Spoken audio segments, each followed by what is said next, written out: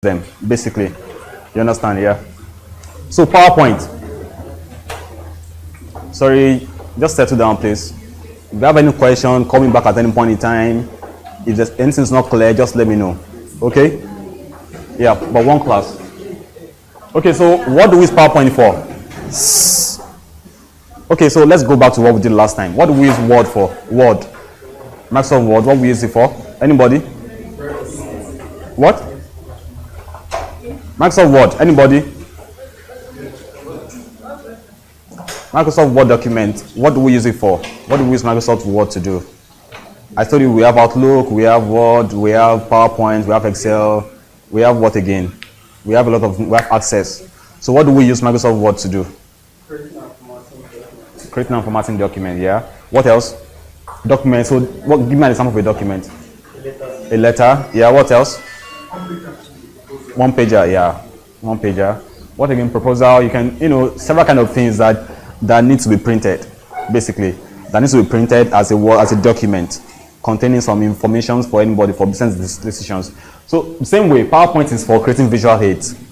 When you need to do a pitch, you have a pitch, for instance, you need to do, use PowerPoint to create visual aids and just support your presentation. Basically, what we use it for is to support presentation. You see, I started my whole discussion on, when I came here, I started my discussion on Microsoft Outlook, on Word.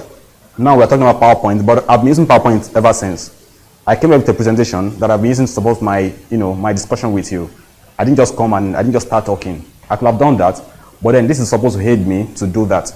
I cannot memorize all the things that I have in this document, but at least I know this gives me like an outline of things to say, when to say them. So it creates like a logical flow for you to learn what I have to say, what I have to teach. So, like I said, PowerPoint is for visual aids, basically. It's just to create aids for, teaching, for, imparting information across from one person to another, not necessarily teaching. It could be in a business meeting, it could be anything that you just want to do, basically. So that's PowerPoint. Very similar to Word, except in what? In the intent, right?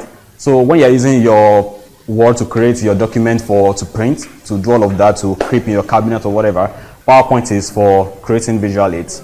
So things to just aid your presentation. And then, of course, so there are a lot of times, yeah, question? Okay, please. Please, yeah. Access is database. It's like a database, right? The same way you have MySQL, you have Access, right? Of course, they are used for different things. They are very similar. But it's a database, yeah. Just think of it as a database. I'm not sure you're going to need them for your basic day-to-day work. Never. Except you are in, I don't know, maybe you have some very deep learning that you're doing. You have a lot of data to crunch and all of that, and you have to migrate your data to Access. Most times, Excel will be okay for your analysis that you're going to ever need. Yeah. So, you used to present summary of what document. So there are times that you have a document that is like 5 pages or 10 or 50 pages document of a Word document, and you need to present it to a board of directors, for instance. Now, I mean, you cannot. Of course, you will print them, but then you cannot use that to guide discussion in the meeting, right? Like a summary, or just top line points that you can use to present your information across to them. You understand? So you do like a summary of that, that bulky document, like a summary of it, and put it in your PowerPoint, right? If I need to break down all the things I have to say on PowerPoint, on Word, on Excel, for instance, now, it's probably going to take like, you see like a whole book of stuff to do, right? But then I've summarized everything to what I think is most important, and then I put them in a PowerPoint, just to guide discussion that I have for you in this, class. So, like we did last time, I'll also take you through what we're going to be doing today. I'll just break out of the presentation now so that I will show you all these things. The same way they are for Word is the same way they are for, PowerPoint. The only thing is that, I'll show you a couple of things that are just different from just a couple of things that are different from Word. The good part is that we will not have to leave this presentation to teach you all of these things that I have to do. Please, can you hear me at the back very clearly, please? Am I audible enough? Yeah, please. Yeah, so we start. How do you create a PowerPoint document? Basically, just put it on your laptop. I want you to follow me very closely. So So we are all doing this together, please. Please put on your laptop, and then, okay, so most of you have PowerPoint on already anyway, so it's good. Yeah, please bring your PowerPoint. And then, in PowerPoint, you know, unlike in Word where you have pages, you see page 1, page 2, page 3, page 4. All you have in PowerPoint is what we call slides. Slides. So this is a slide, for instance. What you have here is a slide. This is another slide. In this document, I have 64 slides in this document, right? So this is slide 20 of 64. You understand? So we call them slides versus, you know, versus what? Pages, yeah. And then let me show you the ribbon. You know, just like you have in Word, you have the home, you know, you have all these tabs. And in the tabs, you have a couple of tools that you can use. They are grouped into tools. And when you click them, let's just click on to activate. So you can change the layout of your document, basically. You know, here's where you create a new slide. I want to add a new slide to this document. All I just need to do is just create. So because I have a template that I'm using for I created a template that I'm using for my presentation, I can just click on and pick one. Just do a new slide. Click on new slide. What do you see? Is there anything there? Yeah, so you can click a layout that you want to do. Maybe it's a title layout. Maybe it's a, you know, body of a whatever slide that you want to. Maybe it's a table you want to present your slide or a picture. I'll show you how to do all of that. So, but let's start. Let's just pick one. Just do Control N. I'm going to do Control N. I want to start a new slide. Control N. Can you see what I'm doing? Yeah, Control N. Here. Yeah. So this is what you get by default when you come to PowerPoint. In PowerPoint, there's actually a title and a subtitle, right? I'll call this, I don't know, effective presentation something, and then I can probably call this just a brief description of whatever I want to do. I want to show you, like something that kind of explains a little bit what this title is all about. That's it. And then we have the ribbons. Yeah, like I said earlier, we have layouts. So if at any point in time you want to change the layout of a particular slide, you can easily just come back and change the layout. Just click on layout. You want there to be a title and a picture or a table on all of that. You can, you know, section area. And think about it. The same way we have sections in Word. Remember that section thing that was very controversial? Yeah. So the section part, the same way we have it in Word, we also have it in PowerPoint. You understand? So sections are like, you know, section 2 or part 2 or something, or part 3, that kind of thing. Those are sections. So you can call this a section. You can have different kind of things in from here. You can have this kind of layout where you have a title, some text, and a picture. Just, you know, by the right. You can actually switch the, you know, the layout to anyhow you want to do it. And the good thing is PowerPoint comes with a lot of features that allows you to just do it seamlessly. Like it helps you to, you know, to do your layout. Let's do something. Let me click here. Let's say I put this here. Can you see something? It says design ideas. Oh, sorry. It says design ideas. What? Okay. Okay, I'll do all of that again. Again, I'm jumping. We'll get to this later. This is just me doing like a quick overview before we start proper. Right? I'm jumping a lot of things here. Just chill. Okay, so let's undo what we did here. Let's undo. So here, I was talking about layouts, right? Layouts are like the basis of your document. They're like the foundation of, you want your types to be somewhere, you want a picture or a table or a chart to be somewhere in the document. What? Question? Is there a question? Okay.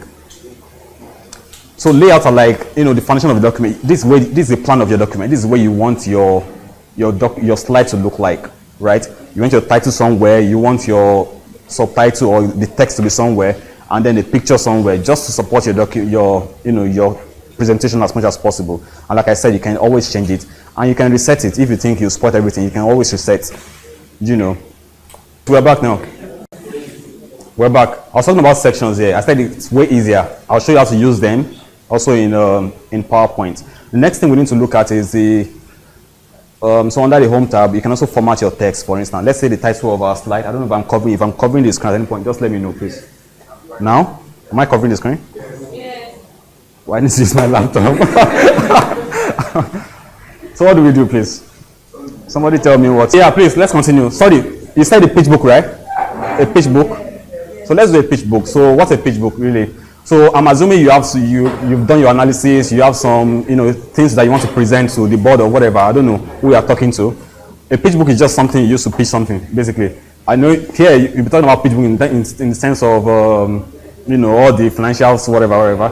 But then it's more than that, really. Of course, most people use it for that purpose, but it's more than that. Pitch book, just think of it as something used to send an idea across. In fact, PowerPoint is a pitch book, basically. Something you can just send someone, giving top line information about something and why they should do it, right? And when we get there, we'll talk about it. It's a particular type of presentation that people do. So what will be the title? Yeah, acquisition of what?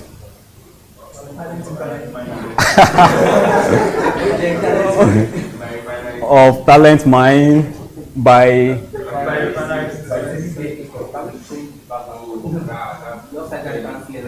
Okay, the background color of the what? Of the slides. Yeah, so I'll show you something now.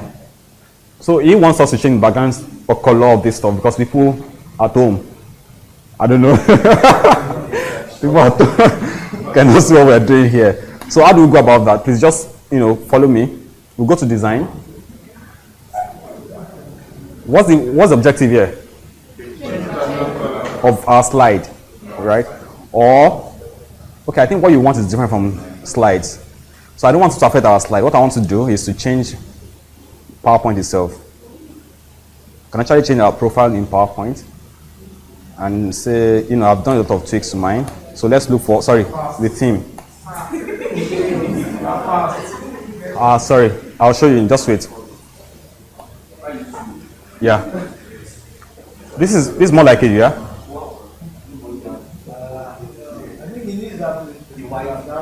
Yeah, but it's our slide. We'll change the color later. Do you understand? Our slide is white. That's the point. That's it. But we can change later, right? Can they see the bold? If I make it bold, can they see?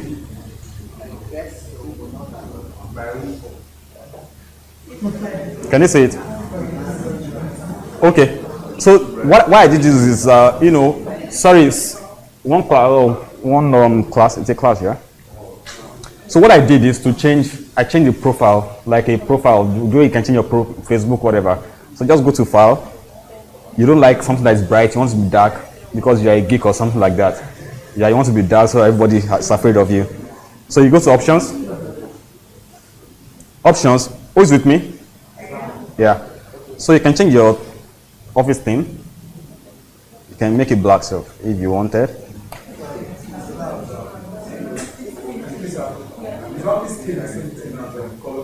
Yeah, it's same thing. Different versions of PowerPoint.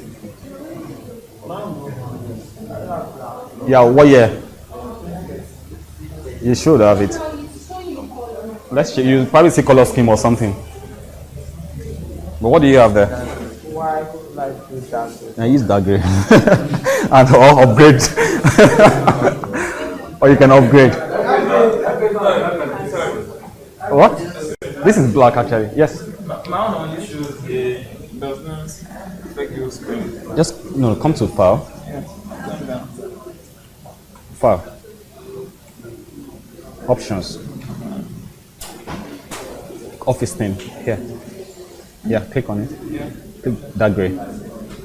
Okay. Yeah, so it works for everybody. So this works. Maybe maybe it's evening at work and you don't want the brightness to affect your eyes or something like that. You can just change everything, right? Yeah. This is just a comfort, whatever, just to make it comfortable for boys. They cannot see. Okay, so if they cannot see, we'll revert back to our normal white background and change the color, the slides now. So we'll go back to options, and then we click on this. We click on colorful. Yeah, I want all the patterns, and then we'll change the background of our slide now. So we'll go to design, yeah, format background. Can you see it? Here. Can you see? Yes. Yeah, click on format background. Just do whatever you want to do with it. You can do a solid fill and then pick a color. So what color do you want our slide? Let's pick a blue slide. Yeah. So this applies to this single slide. You think? Do you want to do it again, please? Just one class, please. Help me, help you. You understand? If there's anything that you're not getting, or I'm too fast, just call me back, so we can always do it again. Yeah. So I've undo what I did, right? So what did I do? I said the objective is to change what? Background of this slide, right? So you go to format background. It's raining. So sorry, go to design, format background. Can you see? Click on it, please. So it gives you like a dialog or whatever, and then you can pick whatever you want to pick. You can do a gradient, you can do a picture background. If you want to use a picture as your background, for instance, you can pick a pattern. You can do whatever you want to do with your background. Just whatever you want to do about anything. And then you can hide background graphic. If perhaps you put a picture in the background, you want to hide it temporarily, you can hide. So let's use a picture, for instance. Sorry. Yeah. So you can do all of this. But for the purpose of our class, we'll just stick with our blue slide. Blue. And then can you see something here? Look at something just below here. Do you see apply to all?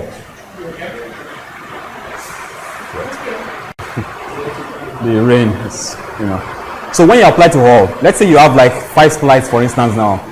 By default, it applies to only one. If you come here to change the slide background, it will apply to only that slide that you are on. But if you still apply to all, it will now cascade down to all the other slides that you have. You understand? Yeah. So we'll do this one. And then because our whatever is blue, then we need to do some other things. So we have a title, Acquisition of Talent Mine by who? Who is acquiring us? What? Who's acquiring? Fitting. FIT. And no, I can't hear.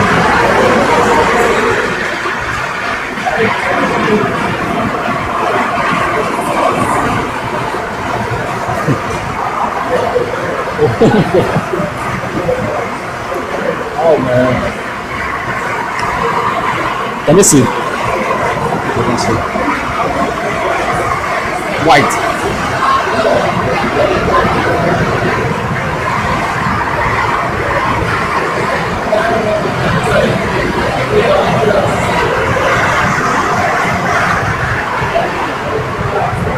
Sorry, did you say something? I just cannot hear anything at all. When you're doing the picture stuff, Okay. now this kind of not that picture. Don't worry, we'll get there. I'll talk about that all over again. Don't worry, I will get there. Which background do you use? I didn't use any background. Just blank. Come here. No. Go back. Sorry, home. Then layout. Click on layout. Then I use this. Sorry.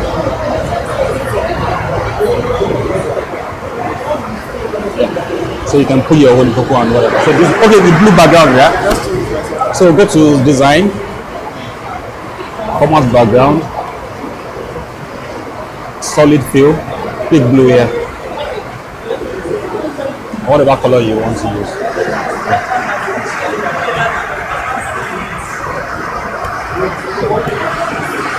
Okay, I'll try my best to project as much as possible, but then it's still raining. There's a lot of noise. Yeah, so just try to listen to me so that we can continue the class. Yeah, so now we have a title, right? Can you hear me? Yeah, we have a title here. When Coco and Co is acquiring talent mine. I don't know why, but they are acquiring talent mine for whatever purpose they have to do. Right? So what will be the whatever? A presentation to some, I don't know. A presentation to the board and management of Talent Mine Nigeria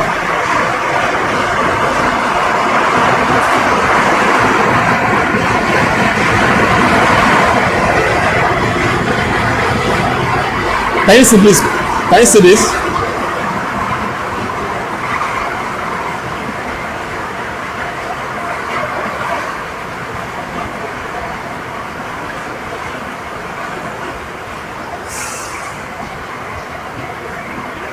Okay. This is what I'm doing because our background is blue. There has to be some contrast. I wanted to use black, but it was not coming out sharp enough. So that's why I'm using white on blue. So you can see, and others can also see what we're doing. Typically, you'll have been white background, and then we have some, black over white works, right? So now we're using blue, that's why I'm using white on blue. So there's some contrast and people can see what we're doing. Yeah, I will increase that too.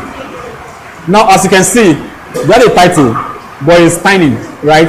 We have a body, but it's tiny. So we want to increase it, yeah?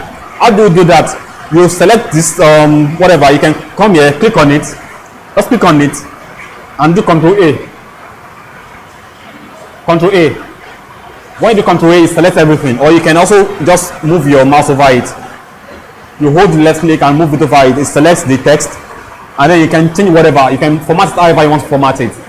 Don't forget, we've done all of this in Word, so I will not, go into into that deep again. So I'll just try to, because it's just we're only reapplying what we learned in Word to this. Yeah, in Word you learned how to select text, so we can select text here, select text, and then we can format it however we want to format it. Let's say we need a better font, for instance. Let's say we need a more fancy font. I don't know what font is fancy for you. Let's say we need this, and then we want to make it bigger. We can make it bigger, but because this text box now is filled up already, so if you want to make it way bigger than this, you need to drag it down or something. You need to drag it, give it more space, and then you can increase it. So I need to drag this guy down. Yeah. So you see, I think it's bigger now. Yeah. And just like we did now, you can change the color. You can do whatever. You can make it bold. It's already bold. You can keep it in italics. You can underline it. Everything wants to do, just format your your text. Everything can be done to it. Basically, you can underline. In this case, it's like underlined already. Yeah, but now it's bold. The other thing we'll do now is to make this other one too bold. You can make it bold. Oh, sorry, bigger size. Increase the size of it. But of course, not the same size as this one, because this one there's a title and a subtitle. So subtitle cannot be they cannot be on the same level as the title. It has to be different, so you know exactly what you're talking about here. Let's say there's a Talent Mind logo or something that I want to put here, or maybe their corporate office, for instance. Now let's go to Google. Sorry, internet. Sorry. You have internet? Okay, so I'll like to connect to the internet.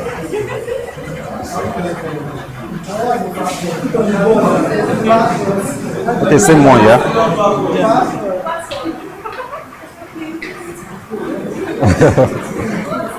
This is probably why Talent Mind is about to be acquired by someone else, because there will be one.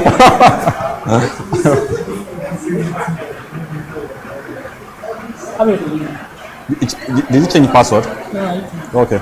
Okay, you use from before. Yeah. So if I choose boy, okay. So it's not. It's not okay.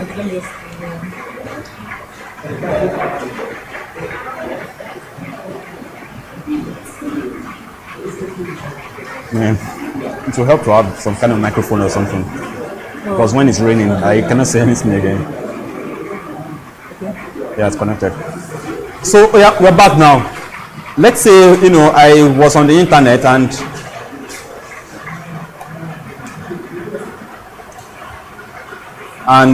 Talent Mind has an head office that I want to put on the page book. Let's say head office picture. Let's say this Talent Mind head office. I don't know.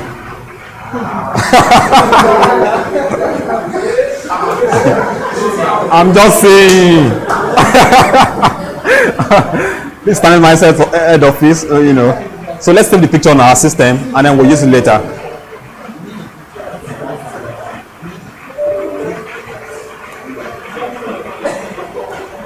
So Talent Mind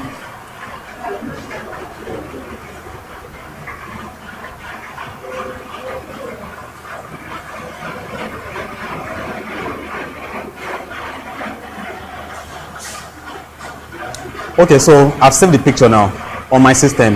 Now I want to insert the picture into this slide. I want to make a slide, like a cover slide for my pitch book. So all I need to do is just to come here. All I need to do is to come here and come to where I saved the picture on my laptop. Silent mine, take the picture. So now the picture is here. Did you see something now? Did you see anything that changed? Okay, so I'll do that again.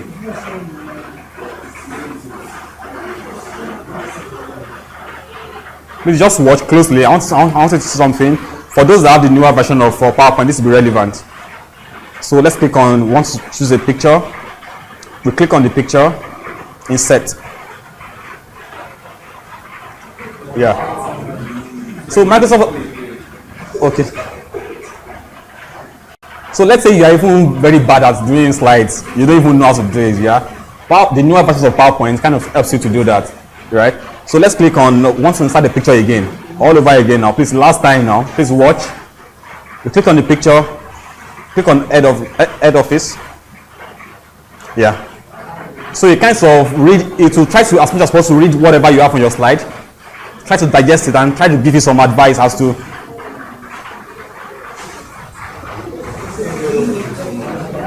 yeah? You don't need internet for these ones.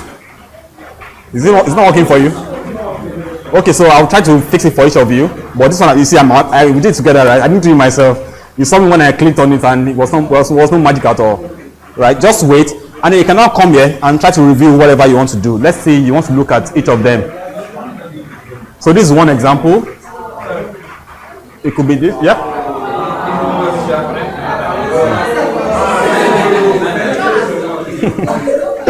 What year are you using? 2016. I'm using 2016.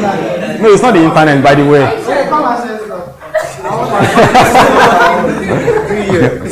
It's not the internet. It's not the internet. I can disconnect my internet. Maybe I'm wrong. Actually, let me disconnect my internet.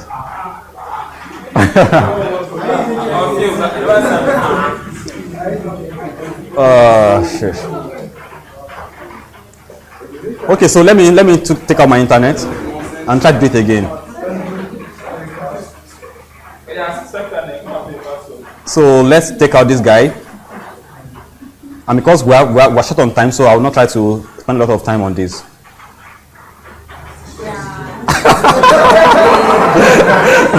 Okay, so that is an internet, internet of things, right? So you need internet. Okay, cool. The thing is, I've always used it when I have, of course, I always have internet, yeah. So I didn't actually. That's interesting. So you need internet for your life to be, to be great. Interesting. I actually didn't notice that. Okay, so I have internet, so good enough for us. So when you have internet, apparently, so I need to change my tour guide now. So you can always, pick whatever you want to do, anyone you think is best for what you want to do. You can do that. So let's pick one. Which one do we use? This one. So now we have our cover slide done for us within, we're not designers, but PowerPoint is helping us all of that. You can still tweak it further if you think there's anything you want to change. Now let's add a new slide, right? We want to start talking about what we want to do. After the cover slide, this is not the old document. Yeah, there are a lot of things you want to present to whoever you're talking to. So let's add like what should come next, please? What should come next? After the title. Again, before you start doing some slide, you need to have a layout already designed. You need to write it out and say this, title slide, the preface or whatever. You talk about the objective or what you want to do. Just kind of break it down. So when you're doing your slide, you know exactly what to do and when to do it. Yeah. So before we go further, I will go back. I was showing you the ribbons. That was what brought us here. Yeah. So we'll go back there now. Now we know how to use the layout. We've used some part of insert. We've used pictures. We've used so you could have gone, instead of picking pictures from the laptop, I could have picked from the internet. Yeah. So I could have gone to online pictures and search for something. But remember what I told you about pictures online? What was that? The right. You need to be sure you have the right to use them on your, for commercial purpose or something, so you don't get into trouble. Then, if you have an album, you can put your album in the slide. Album is just what? Of photos. Yeah.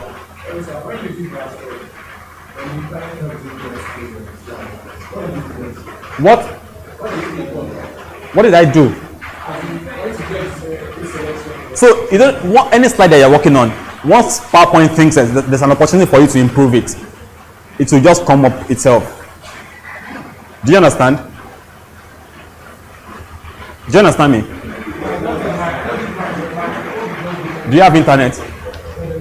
What version of Word of PowerPoint are you using? So it comes to 2016. Yes. It's called Design Ideas. I think only 2016. I'm not sure of 2013, but I think only 2016. Yeah. Yeah. So it comes only 2016. So once you put like a title, a body, you put a picture, it's just kind of digest it and give you some advice as to how to use the elements on the whatever. Yeah.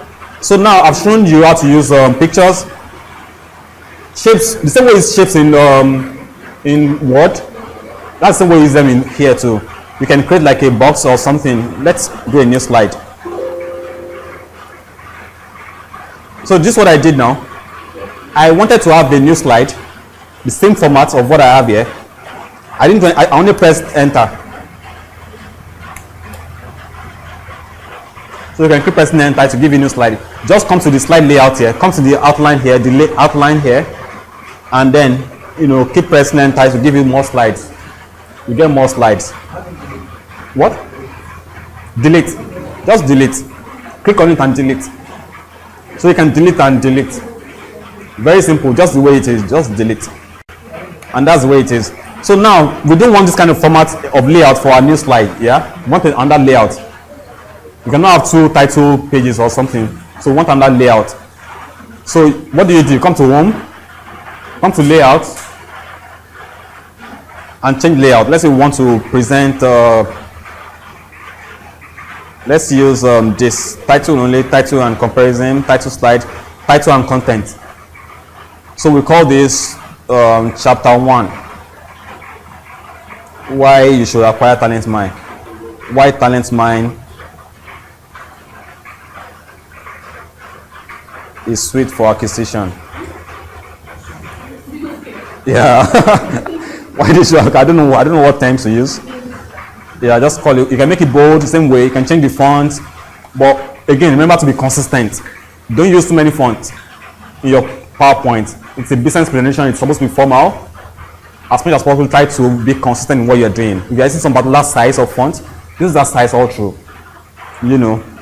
So your title is this slide now. If you're using a particular font type, use that font face all through your document.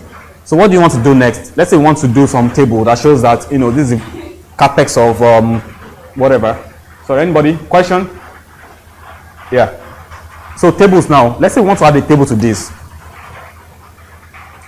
This is what I'm doing. I'm trying to show you how to use all these elements here. I'm taking you through how to use all these elements here. So now I've shown you pictures, online pictures, photo albums, shapes. Now it's tables that I want to show you how to do. So you can either come here and do tables like we do in Word, or you can also come and do it here. So this here, this template or whatever, this allows you to pick some kind of elements that you can add to this box, right? So you can start a table, a chart, a smart art, like we have in PowerPoint, in Word. Don't forget, you can add a video to your PowerPoint. You see, I've been playing videos in my PowerPoints here. There was a way I added those videos to the PowerPoint. Those videos are embedded in the PowerPoint. They are inside the slides. I don't go and, it's not like when I get to that particular point and I'll go and start playing the video. I put them there by default. You can also add online pictures. You can add pictures on your laptop. So now we want to add a, like a table. They ask you how many columns do you want? Let's say we want 3 columns. We want to show, I don't know, 1 column will be for what? And then let's say we have 3 rows of stuff to do. So what do we put here, please? Anybody? Just anything. Nothing. What? Partners. I don't know what you're talking about anyway, but I'll just type partners. Then what? Legend. Just anything, just so that we can move on. What? Students. So I don't know what this means to you, but then whatever it means to you, you need to also Femi's partner is a Femi, yeah, what again? Legend, let's say legend is a number or a value in dollars or something, I don't know. Let's say this is $500,000. Yeah? $500,000. And then the students, I don't know. Number 2. Or like a symbol. It could be a symbol, it could be a picture, it could be anything that you want to add. There could be, you can add pictures to your tables. Remember we did that last time? You can add pictures, add icons, add anything you want to add to your tables. Right? Maybe here you want to just do, there's a way you show when you're doing some analysis and you have some results, you can show some charts, maybe arrow going up, arrow going forward, just to explain exactly what's happening in that table. Do you understand? Yeah, so you can do all of that here too. It's nothing fancy. Funshaw is next, and Funshaw is $1,000. I don't know. And here, let's say Funshaw is female and Femi is male. So we'll go back to, let's look for a female picture, female icon. Yeah.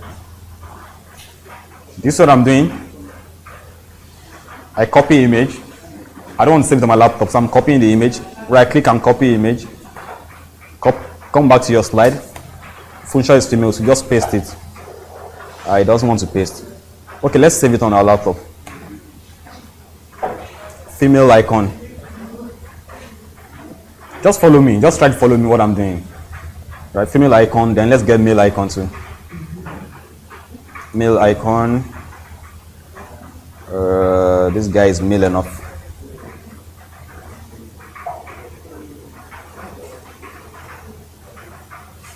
Okay, so let's use them in our slide. So how do you start all over again? You click on the cell. Click on the cell. You want to add a picture to. You come to insert. Come to pictures. You want to insert the male icon. So it's too small. Yeah. Why do you think it's coming outside here? The cell is too small for it. That's why it's coming out. So what do you need to do? If you still want to use it. Yeah. So we have this guy. And then for all these other ones, to make it just for aesthetics, you can center them. So there's a way you align text. You can align the text, make them, instead of just being on top here, you can make them come to the center just so it looks more readable and easier to digest whoever is reading. So you can see alignment, middle. You can align to the bottom of the table, of the cell, of the row, middle of the row. And then let's do that for the female one now. Let's insert picture and then female icon, also very big, but then I also want to even do something. I don't want this guy to show vector stock, right? I want to look as if I was the one that did the picture myself. So I'll come to crop. So when you let me show you how to get to crop. I'll show you how to go back there. Yeah, so that I notice that some of you may be lost here. So if you have a picture you want to edit, yeah, look at this guy. This guy is kind of like blue. It's bluish in a way. This one is so black.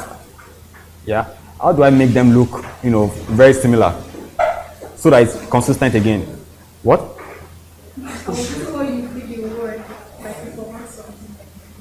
Yeah. So yeah, we'll change the picture in a way. We'll kind of edit it for changes in a way. So you click on the picture. Come to format. So when you click on the picture, this one will come up. The tab will come out. Click on the picture. See picture tools. It was not here before, right? Until it sees a picture. So once you click on the picture, it comes out. You come to format, and then what do you want to do? You want to cut out this part. So you come to crop. Just click on crop, and then you bring it here. Did you see? I've kind of, and then you crop. What if I don't want it to be square? I want a circular kind of picture. You want to see like in profile pictures on people's whatever. How do you do that? Profile pictures. I want it to kind of, round and perfect circle. So all you need to do is just to click on this guy, look at it, ensure they are of same, they're like square. I want a square. I want a perfect circle, right? So look at this now. This guy is saying the height is 1704 centimeters. The width is 7 page. So it's by default it's already square. So you just need to come to crop to shape. Sorry, crop to shape, and then you pick a circle. So it's already here. But the last thing you want to do is to make them look alike, like color-wise. This is so black, and this is almost, gray, blue, dark blue. I don't know. So you click on this picture, and it may not be, it may not be perfect, but let's just try to get close as much as possible. Let's try to get close to it. So you come to color, click on the picture again. Picture 2 will come out. Go to the colors. It gives you some kind of, let's see which one is close to it. So you just look through. When you see one that is very close to what you want, you can just pick. But it's not every time you get something that is exactly the same thing that you want to do, but it could be very close. We want something bluish. Yeah? Maybe this can work. I don't know. Yeah, you can actually do that too. That's another way. So color to come black. Here. Yeah? Can you see this? So are they alike now? They are kind of, they can pass for twins, right? For brothers and sisters. Yeah, but then as if we are close, actually. So that's the point. It's supposed to just help us, as much as possible, help us to do our slides better. So you see this now, I can easily put this here as a principal. But even when you come to Word, if you have a good internet, you can also get more icons here. Maybe icon for hospital, icon for house, icon for school, icon for anything. Just think about, just search for it, and then you have it. Do you understand? Right? Are you with me? Yeah.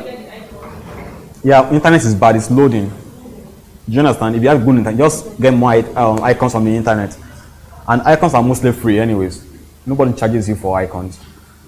Yeah. So you can also, you can add text box. The same way we use text box in Word, you can also use text box here too. Yeah. Let's not spoil this slide. Let's go to another slide again. Right? Let's go to a new slide. So any question you can ask me, any question. Sorry, any question you can just ask me so that. What's that? This guy?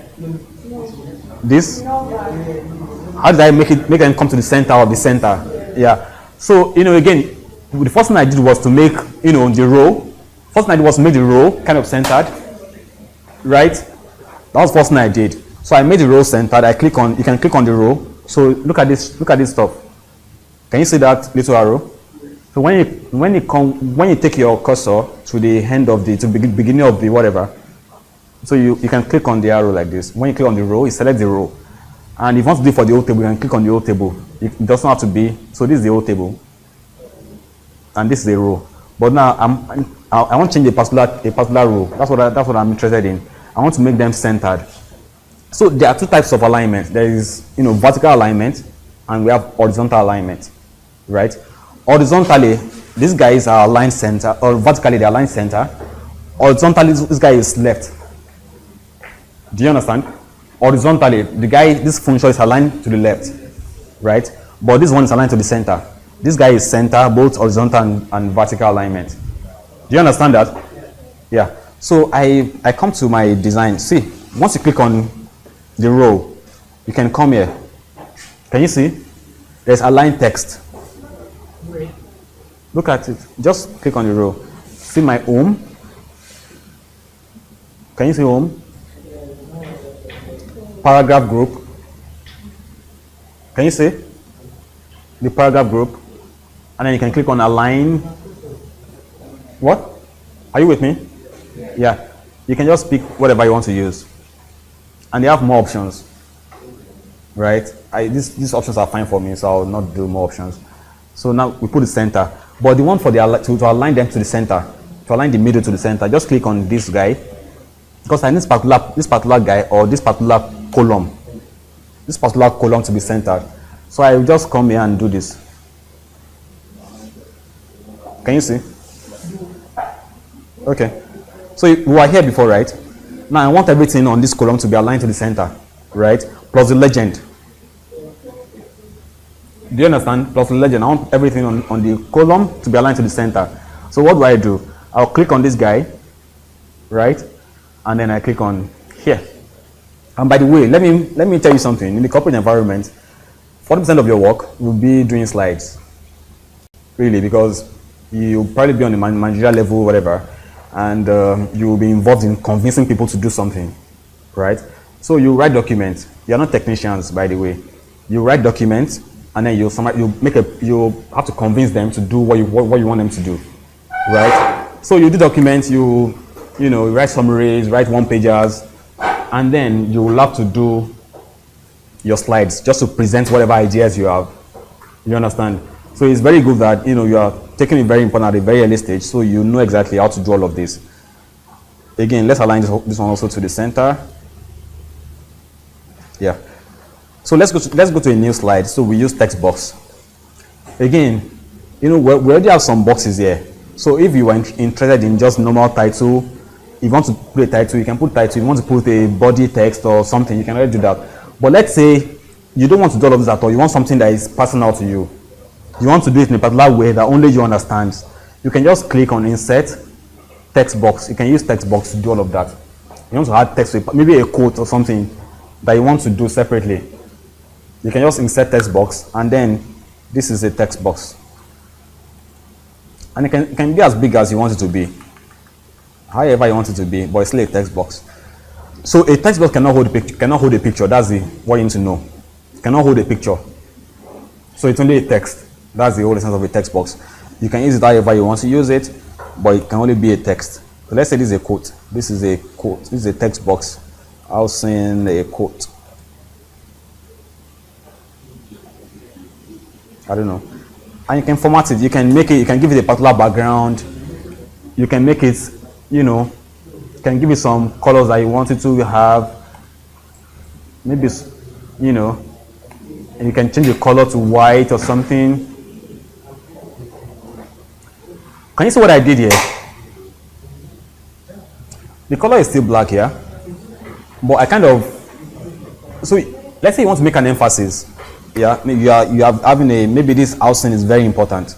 This housing word is very important in your whatever that you want to say, and you want to emphasize it, right? Or you want to be sure you don't miss it in your slides. So you can just give it. You can make it. Of course, every other thing is there, but in this particular guy, you kind of called it out. You can still make it in italics, just to emphasize it. Keep it in italics. I don't know. Just anything you want to do. You can give it borders. Just all the tools are there for you. Just explore and explore. Shape outline. You want to have weight, and you want it to be like this. Outline. You can choose the color of the border. You can choose the color of the border to be, I don't know what you want to use it for. Just anything you want to do is just almost possible. Yeah, you just need to be creative as to how you approach your stuff. Creativity is very important. It's very key. And you can add as many boxes as possible to a single slide. Just make sure you don't make it clumsy, and it's neat enough to be read. So we were here. Now we've used the text box again. Headers and footers. Yeah. I just click on it and deleted it. Click and delete. Do you understand? Click on it and press delete. It will go away. Yeah? Is there anything that is like aha? Are you having any aha moment or something that is striking you or something? Or are these things you already know so I can move on to some other things? Do you know these stuff already? Yeah? You know them already, right? You're like a guru. So is there anybody learning anything new? Yeah, so one person is learning something new, so we'll continue. And then once you've learned how to use your text box, headers and footer, let's add header and footer. Again, you can add date and time. So it could be like you want people to know exactly when you are doing the presentation or something. You can just add this. And you can change where you want them to be kept. You can move it around. And then, see, this will come in a text box. Do you understand? When, unlike in Word, when it's part of the document, when you had any header and footer in PowerPoint, it will come as a word, as a text box. So the same format we did for this guy, we can as well do it for this guy. Do you understand? Do you understand? So all the formatting we did. Oh, sorry. So the same way we added, formatting to our text box, we can do the same thing for, all the other, the same way, just the same way. You see, when I click on the header and footer, the drawing tool will come up, and then I can format style if I want to format it. So it all boils down to your creativity and how you can design stuff. Again, there's some guiding principles which I will tell you later. Don't be clumsy. Just present your information as crisp as possible. Summarize. Okay, we were there. Don't let me jump the gun. Okay, it's taking long. So is there anything you've always wondered how it's done? Is there anything you've always wondered how it's done? And I can show you how it's done. I'll show you. Okay, at the end of this, whatever, I'll just show you how it's done. But it's not something serious anyways. Okay. Yes. So we have this now. We can change all of this. Just come to format drawing tools. We can change the fill to white if you think white will best show when it's done. And then you can change the format, you can change the font, you can make it bigger. You can change the color of the font. So let's say you want to make it red, so they know that nobody misses it. And then alignment, so you can make it align right. You can make this guy circle. Let's make this guy like a, not a circle, kind of like a rectangle with rounded edges. Yeah? Would that be fun, right? Yeah. So let's do that. Drawing tools, edit shape. So when you come here, you see this guy. There's a rectangle with rounded borders. So you can click it. So, but let's just edit shape, change shape. So there's a corner rectangle there that has square borders. Now we want one that has cornered borders or something. This is it. So just click on it, and then once you click on it, you see one yellow stuff here. Can you see one yellow stuff here? Just drag it, and then it makes it nicer. So what's our objective? To make it something rounded, just a little bit more aesthetic here. It's not really important. So you click on the item, click on it. Yeah, you want to change the shape from rectangle to what? Rectangle with rounded edges. So come to format, edit shape. Can you see? So let's change the shape. We want another kind of shape. You see there are like tons of shapes here.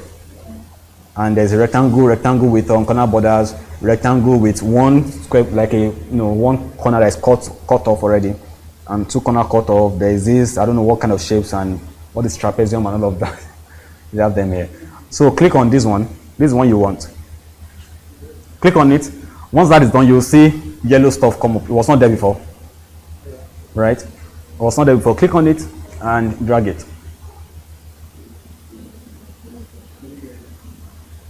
Can you see? Okay, one more time. Ctrl Z, Ctrl Z. Yeah, so we are here. Right? So I click on this guy. Drawing tools will come out by magic, and then I click on format. Next thing I'm looking for is edit shape. Yeah? I click on edit shape. I have one option, which is to change shape. Yeah, the other options are like, blanked out or something. I cannot click on them. I'll show you how to use them later.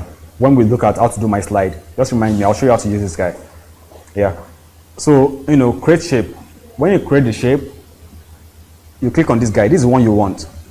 There are like other ones there too, but this is the one you want. Right? The guy that has a cornered, borders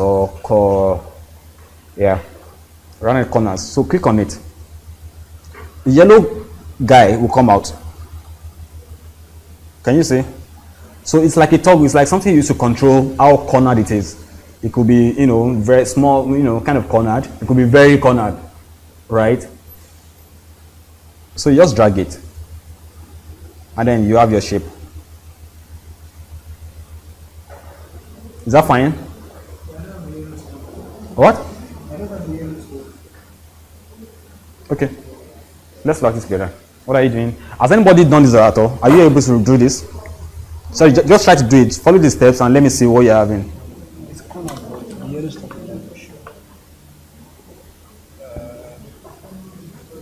Change shape, yeah. So in your own case, you need to, yeah, you see? Yeah, so just drag it. So he has done it. Has anybody else done it? Done it, yeah, perfect. Yes? Let me see what you did. Control Z, Control Z. What did you do?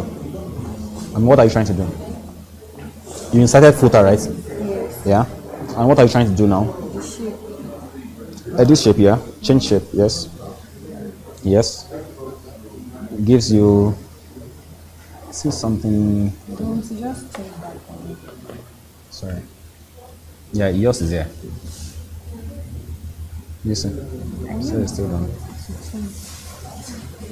So you can make it, you know. Oh, you don't like it like this? Okay, so we continue. So we have like 5 people that have done it now, so we just continue. So what else do we need to know? Let's say this. Let's come under. You know, now you know how to insert headers and footers. The same way you had footers, the same way you had headers, and you can put some text to it. You can actually put like slide number or actual text. Sorry, one class, please. Actual text in your footer. So maybe you want to, you know, designed by, or you want to put a copyright. You know, copyright. I don't know. 2018 talent mine. See, it's there. And you can move it around however you want to move it. You can also edit it too. It's also a text box. You can manipulate it however you want to manipulate it. It's all there for you to do, right? So then I'll move forward now. What else? Slide number, of course, it's also a footer, a kind of footer. Same thing. Objects, so you don't need this. Objects are like you want to embed stuff in your slides. You can do it for, you know, for Microsoft Word, for PowerPoint. Imagine you're doing a slide and you know you've done all the pitches, you've shown them all the numbers and all of that.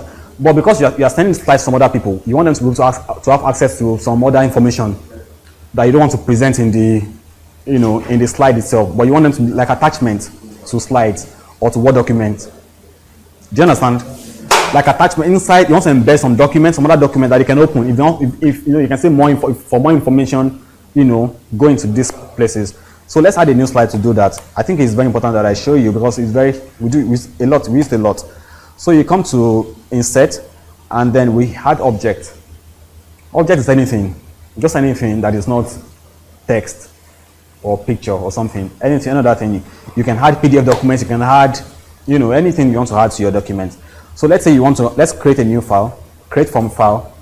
I want to add like, let's download the document from the internet. PDF sample, PDF document sample.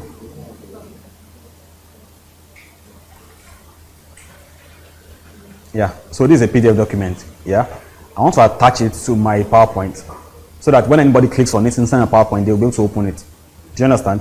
So I'll save this document on my laptop. Sample PDF. Sample PDF. Then I'll come to where? Come to my PowerPoint. Let's do that all over again. Then let's do this together, please. If you have a document on your laptop, a Word, any document at all, a Word document, anything, just follow me. Right? Come to Object. Yeah. Create from file. Yeah. Click on Browse. Browse. And then look for the PowerPoint.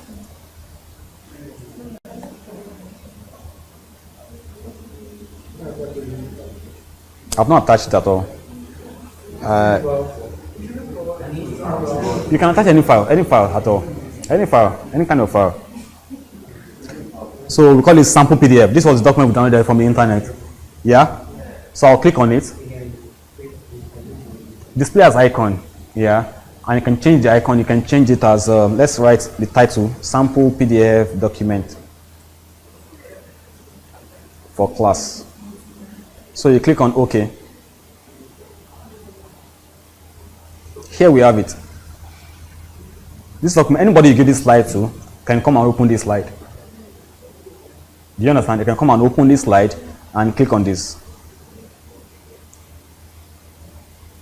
Do you see? So I can save this slide and share it across. And then people have access, they have access to this, PDF file. You can do that for any other thing. You can do that for, I don't know, just think about any file that you have, a video, a picture, a Word document, anything at all, you want to. Yes? No. I'll show you how that is done. But you can also do start video like this, but this is not the best way of adding videos to a slide because you need to open it, and then when you are opening it, it's now pop up in VLC or something. But that's not what I want. Yeah, inside the ribbons itself. You can actually add videos like this too, but it's not the best way. You understand? You can add videos like this, but before it plays, you need to click on it. Do you understand? Yeah. So we'll continue this. And then equations, of course, for those that are, I don't know what kind of equations you want to use. I don't know, really. So you can add whatever you want to use. And then, if you want to add videos to your slides, you want to make your video very, interactive and very interesting for people to understand and, just come and add videos to it. Videos on your PC, add videos, just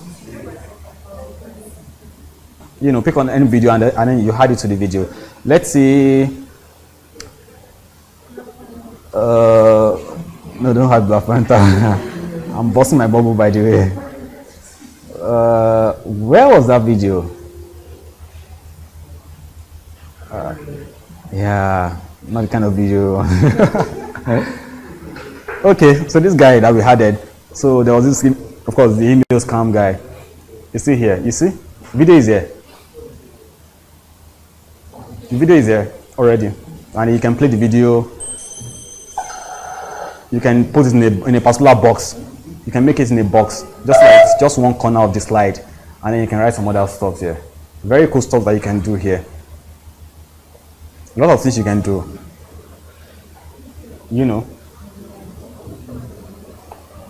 I don't know. Adjust how?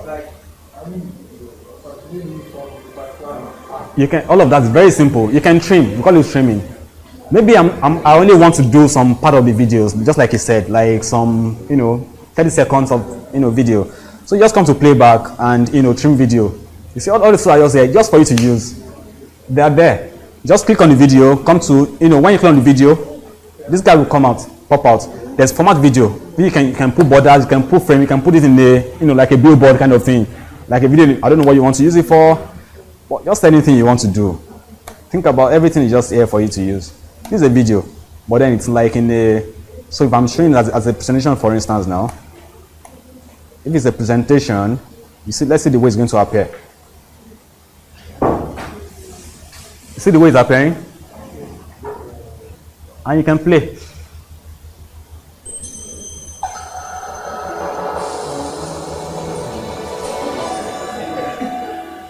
Do you understand? Is it cool? I think it's cool. 3 years ago, Yeah.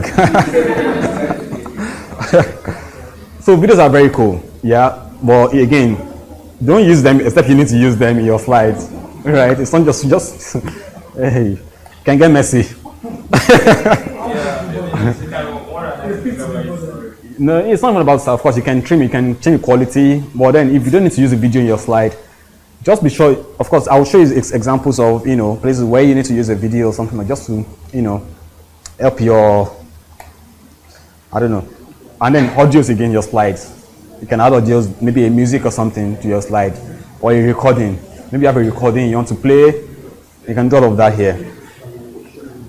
Okay, so there was a guy. Let me see recording. Voice recorder.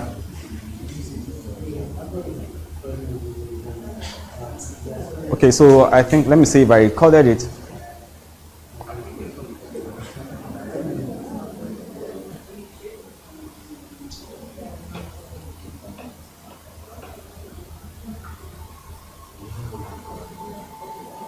Okay.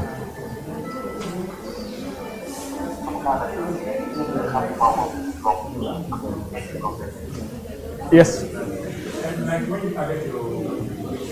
Sorry. Let's continue, please. So I've shown you all of these features. Sorry, one class, please. You can do screen recordings. You want to record your screen, right? Maybe you want some other things to replay or something like that.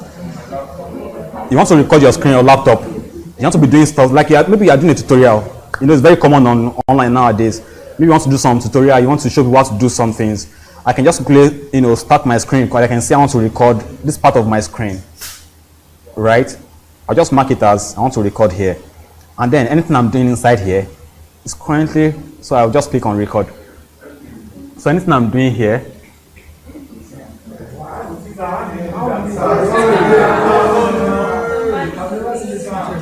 Okay.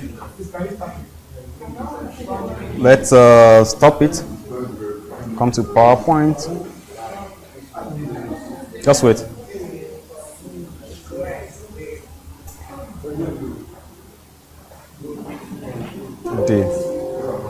My stem is hanging. It's still recording.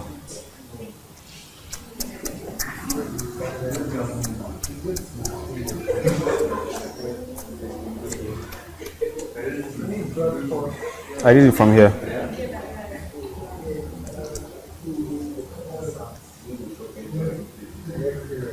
Where's our slide? This is our slide, right? No, it won't come out. There's a Windows key. There's a Windows key you need to press. Windows stop. No. Please don't go to sleep. These are features I don't use at all. Okay, yeah, so it's here now. So you can pause it or stop it. But I want to stop it actually. I don't want to continue.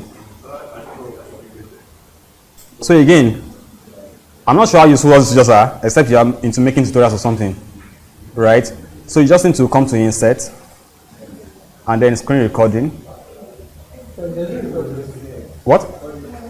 You can try it, but it should be recording. It should be recording. Yes, but let's check. You see? So you can make tutorials here. You can maybe you are very good in some. You can program or something. You can do some very cool stuff. But you want to how to do PowerPoint. Yeah. So just upgrade.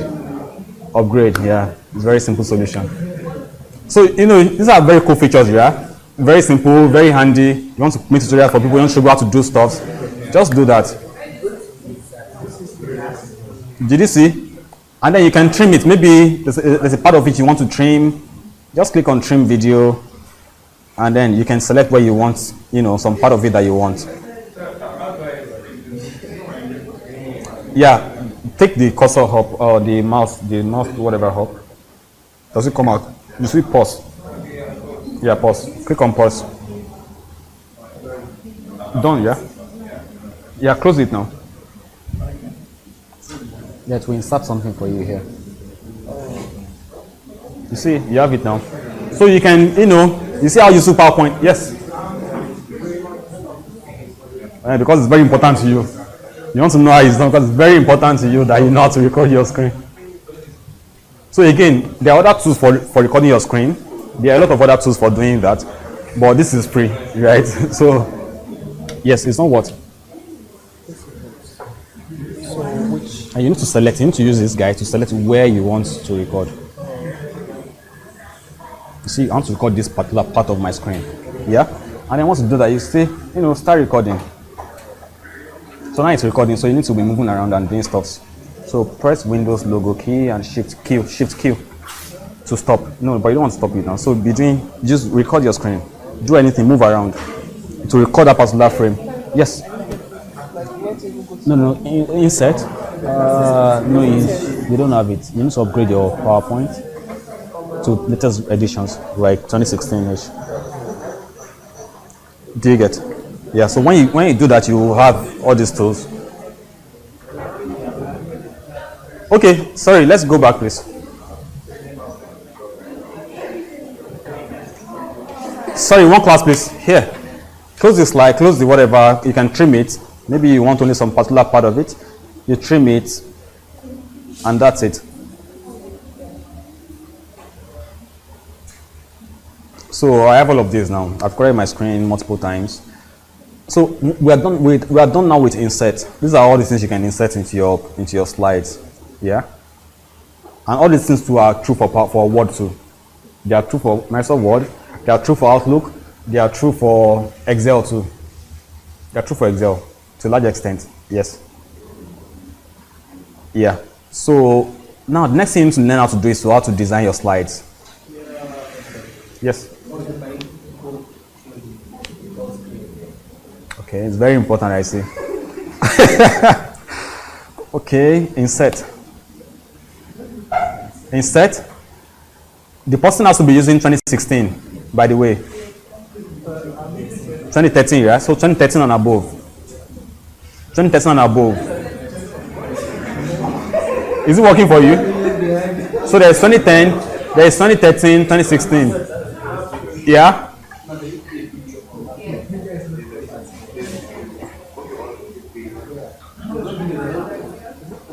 Wait, you don't need to put a video on that page. You want to record your screen. You want to.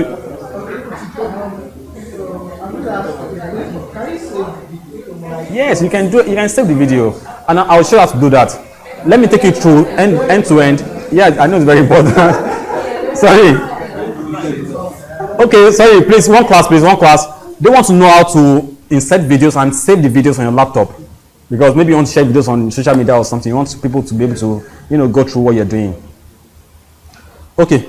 So let's record our screen all over again. So you come to insert screen recording, and then we want to do some kind of quick, tutorial for people on how to use PowerPoint or something. Now we want to. The first thing you need to do is to say what part of your screen you want to record. Do you understand? Now I'm recording a small part of my screen. Maybe you want the full screen to be recorded, yeah? So which was the first thing we did when we came here. So you can, I think I need to do this all over again. Select area. So you see select area. Select area to record. So you come to this guy. You can take your mouse to the, to the topmost and leftmost part of your screen. And then from there, you drag down. Maybe you don't want your taskbar or something to show, right? And then if you want it to show, you can just, right? Record your screen. And then you start recording. So now everything I'm doing now is under recording, and it's recording both my audio and the sound and the screen. So I can do whatever, I can move around, I can say this and this. I'm just recording now. When you're through, come up, this guy will fly down, and then you say pause. But the bad part of this is that when you use the mouse one, there's another option of using the Windows key, Shift key. Why that is good is that because this guy will show in your video. You understand? This guy was going to show your video, but if you use that option, it's not going to show. Do you understand? It's like a break point when you say presses and then it breaks. But if you use this option of bring your mouse to the topmost part of the screen and then you use this, it's going to show that this is what you're using actually, and you don't want that. So better to use the other option. So once that is done, give it some time. This guy comes up in your slide by magic. This slide that we recorded now.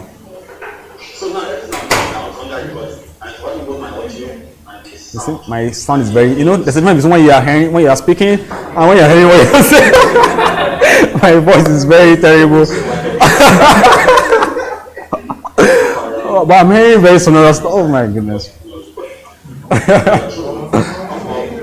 Yeah, so you have this now. You see, can you see that? Yeah, that part is showing. So if you need to save it on your laptop, you say save media as. Can you see? Just right click on the video and then save media as. Just name it. You need to save it as what? Let's give it a name. Self record. The other thing you need to do is to give it a file format. You understand? You need to give it, just keep it MP4. Yeah?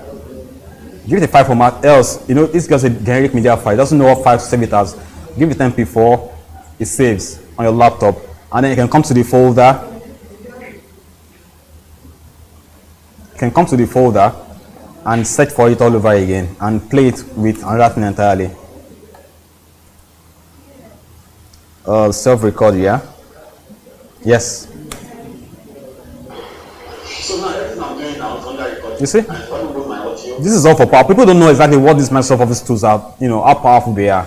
A lot of things you can do with them. People will be looking for tools to do something, to edit pictures. You have Word, you have PowerPoint to edit your pictures. I can do a lot of things with my pictures on PowerPoint. Yeah. I didn't use any, for my slides, I didn't use any professional, any other tool apart from this, whatever we have here. Everything is all there. You just need to know how to use them. You don't need any part for some basic editing, some basic picture editing or video editing. You don't need any other advanced whatever to do all of this. They're just there for use. Okay, so let's proceed. What else do you need to know? Yeah. So you mentioned you want to know how to do what? How to my slide, yeah. Is there anything else that you want to know before I move on to design? Okay, so let's go to designs now. How do you, sorry, is the person fine now? The person that has a question in they're fine, yeah, cool. So the next thing you need to know how to do is to, how to style your slides, to make them look fine at least, and look readable and consistent and all of that. Good thing is, PowerPoint again comes with a lot of features for this purpose. So there are some default whatever that you can apply. Although I don't use them because sometimes you just want your slide to stand out, right? You want your slide to stand out from the rest. So if all your colleagues are using all this whatever, if you can go a step further, do that. But if not, all these ones are also fine enough to use. Can you see something now? Do you know that we didn't do all of this? It did it for us. Change the color of whatever because it's like a template. It's a PowerPoint template. You can apply all of these templates. You can choose how you want your slides to look, and it's going to apply to every other person here. So you just need to design your content such that it fits into it. Do you understand? So you see that it has scattered our first page.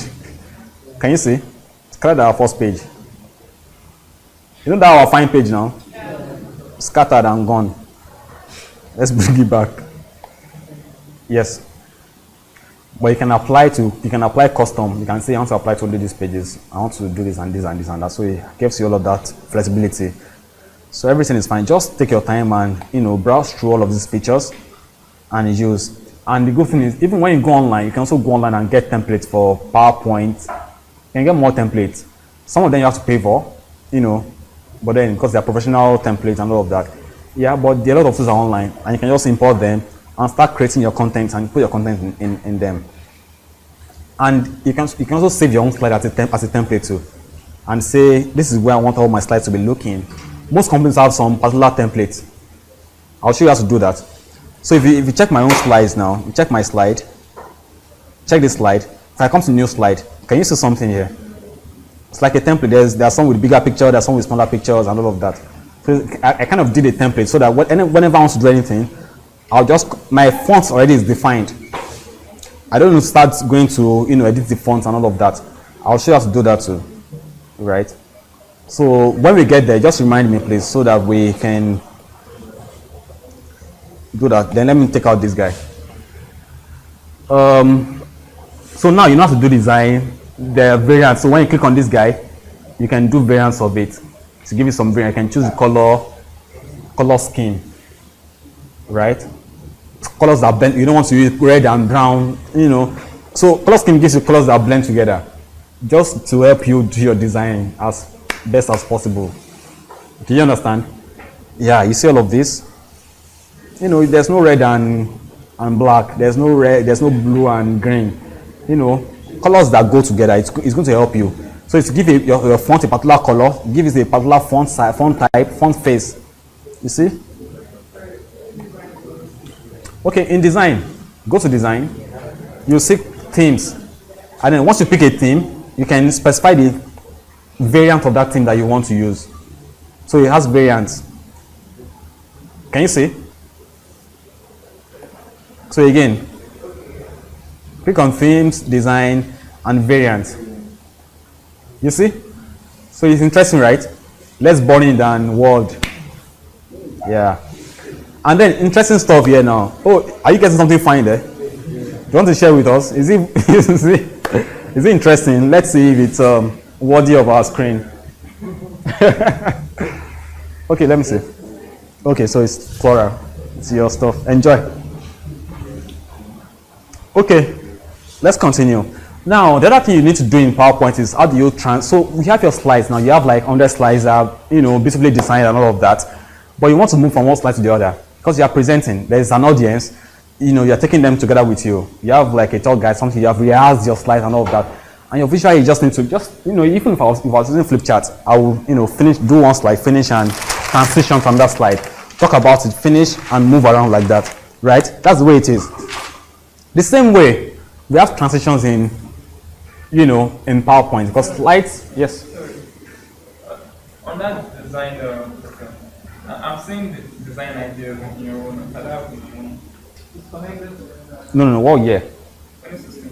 You will see it. Where do you see design idea? The last. And again, it also depends on the version. Is anybody seeing design ideas here? If you cannot see it, you can actually bring it out. So I think it's because you're connected. No. So whether I'm connected, this will show. It may not work, but it will show. Whether I'm connected or not doesn't matter at all.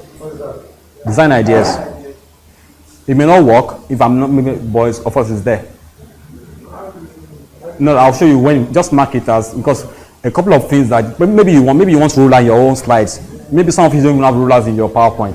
How do you bring that out? I'll show you all of that. Do you get? Yes. So just mark it as things to do. Yes. So in transition, you can say you want your slide to move in a particular dramatic way. You want them to cascade. You want some funny stuff that people do. Not all of them are always good. So just know when you are using. Okay, so this is you see PowerPoint. They are really working for us. Right? Just make our lives easier. There's a lot of things because most likely you're not going to use all of these in your corporate or official presentations. I don't know how useful they are. Yeah. So this is fading in, so you can see how it works here.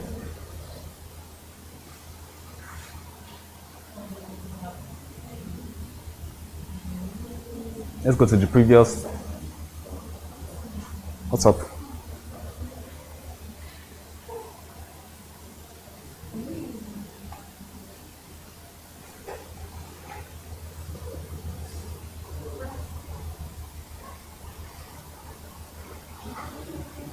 Okay, we just did fade. Let's do some more dramatic effects. Maybe that's going to come out sharper. So what we use there is fade. So we click on this guy and say, I want you to push in. This slide is pushing the other one, the one that was there before. Maybe there's it's going to push it up. You can play it just to see preview. So you can, yes. I'm working on slide transitions. How to move from one slide to the other slide. Right? How you want your slide to look when you're moving. You see, when I come back to my slide, if I present this slide now,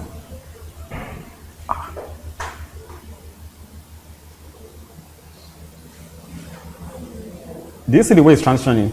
There's some, although it's very short, yeah, but there's a way it's moving. Do you understand? There's a way it's kind of moving just to, bring out the new content, the new information that you want to pass across. Yeah. So the same way you need to do that here. You need to say here, what I did is to push. So what push means is that the slide that was there before is going to push the other guy up. Like you're opening up something, like a store, for they're opening up a store. But I don't know, something is wrong with the projector. Yeah, did you see that? So let's go back one slide.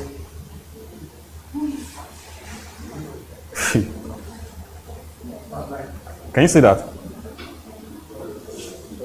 And the beauty of this is that you can do your slide such that it's looking like a very big blackboard. If you know how to use these tools very well, you make it look like a very massive blackboard that is just moving up and sideways and up and sideways, and you're just putting content there. Very nice stuff. But you need to get creative and imagine what you want to create and imagine your audience so you know exactly what you want to do. So you can use any whatever. You can apply transitions to each slide. You can apply to all of them together. You can apply specific to each slide. So let's say I want to apply to three slides together now. 3 slides together or 2 slides together. I can just come here and select 3 of them. Here. How do you select? Hold Control here, hold down, shift, down, down. We are not in starting videos again. We are doing transition. Okay, so let's transition now. So you want to select multiple slides together. You can either click on hold shift and click on them, right? Or you can hold the topmost one and do control and click the last one you want to select. So you select a range, like everything in that range. Or you can hold shift and click on them one by one. Do you understand? Or you can just come here. If you like using keyboard like I do, I hardly use mouse. So you click on shift, down, down, selected now. So whatever you want to apply, you can just apply to all of them together. You want to wipe, to be wiping, basically. Or you want them to split, wipe, split, reveal, cut it, random shape.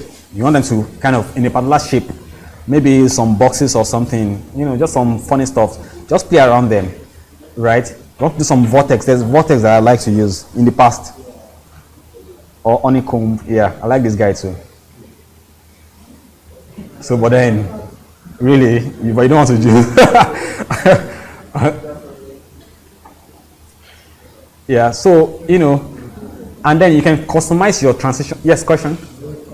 Like now, maybe okay, selected those lines. I'm not saying What did you say you did? as in it's not as doing the same thing. What did you do? What did you do? Control A. For the old slides, yeah? Then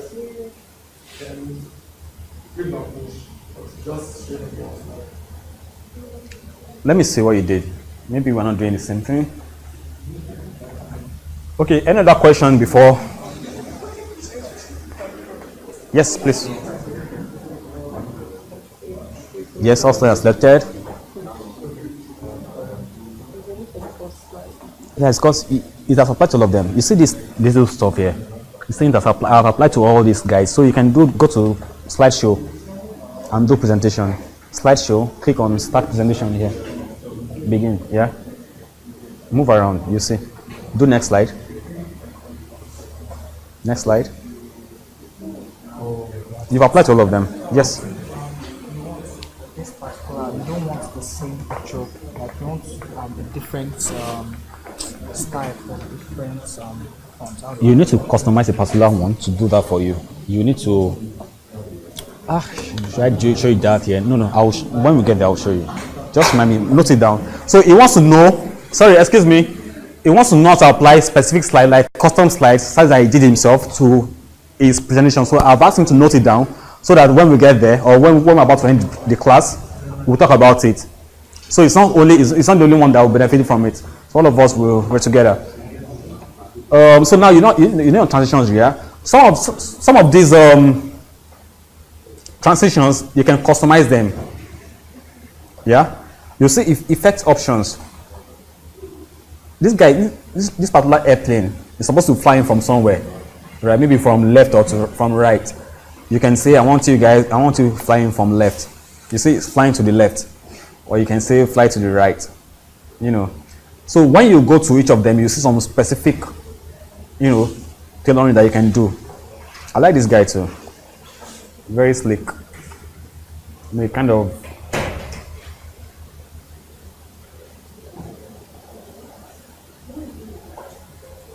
See, it's like opening a book. You can say open to the left, open to the right. Just think about it.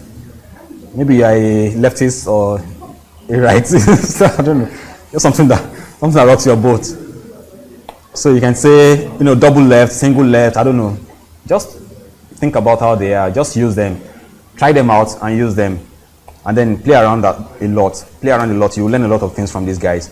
And you can say my timing transition should just be 3 seconds or 5 seconds, very short.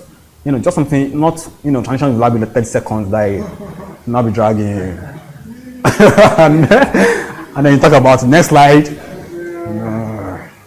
You lose your audience. They will probably send you out of that meeting.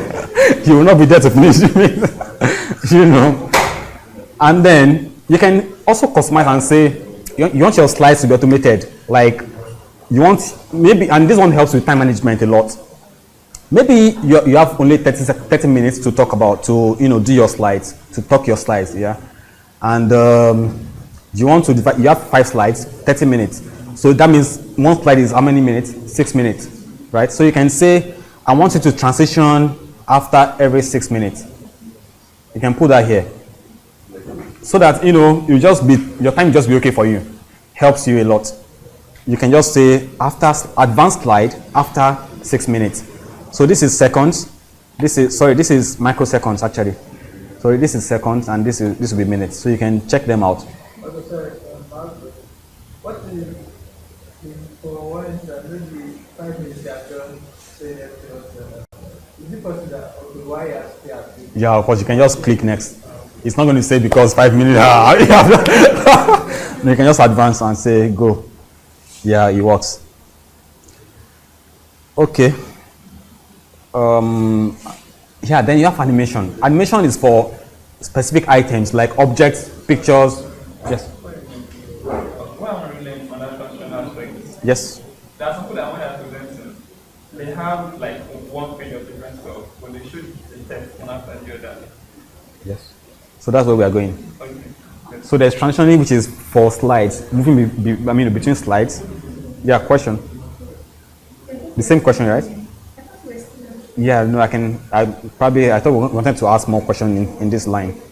It's not applying to all of them, the slides. It's applying, just, show a slide or play the slides. So probably has applied already. If you did it correctly, it must have applied. Apply to No, just wait. So you see this guy, it has applied to all of them. You see this star you have. So what it means is that, so all you need to do is go to slideshows, and from beginning to see how it is actually. You see? So we've applied them already. Yes. Okay, so you're asking about how you have different elements on a single page, working, separately. Yeah, maybe where we have this guy now. Sorry, one class please. Our slide was better than this in the past. All this still. So I'll do Control Z, so that we can go back to, I don't know, it's very ugly now. We started out better than this. And I can't go further again. Sorry, we lost our design, right? We lost our visible designs and all. So this is what we have, and we have to. Okay, so let's work with this guy. Let's choose some design. I want something better. Okay, let's say you want this guy to come out first of all. The title to come out first, and then this guy to now come back out later, and then this picture should come out even after everything has happened already. How do you do that? Yeah, and then this one should always be there before anything at all. How do you do that? So you come to animations. Animations is where you use, where you do all of that. Animation is where you work on your text, animate them however, just make them come. So when you say animate, like make them come alive, basically, that's animate. Yeah. So animation is for elements on a slide. Transition is for what? Slides, the whole slide, like moving and moving out and moving. But animation is for elements, specific elements on a particular slide, basically. So what do? I want this guy to come out first. So I'll start with this guy, right? I'll click on this guy and say, I want it to float in. You see? I want this guy to float in. And then after some seconds, I want this guy to also come in. So I want this guy to wipe in. You see? And then don't forget that these guys are going to be there by default. So if I show you something before we move forward, let me show you something. Yeah. What can you see? It's awkward, right? Yeah, because they are elements on their own. These guys are elements on their own. They are elements on their own. The same way tables exist on that slide, these pictures are also there on their own. They have their own ground. Right? So whatever you apply to them may not apply to these guys. So what you need to do,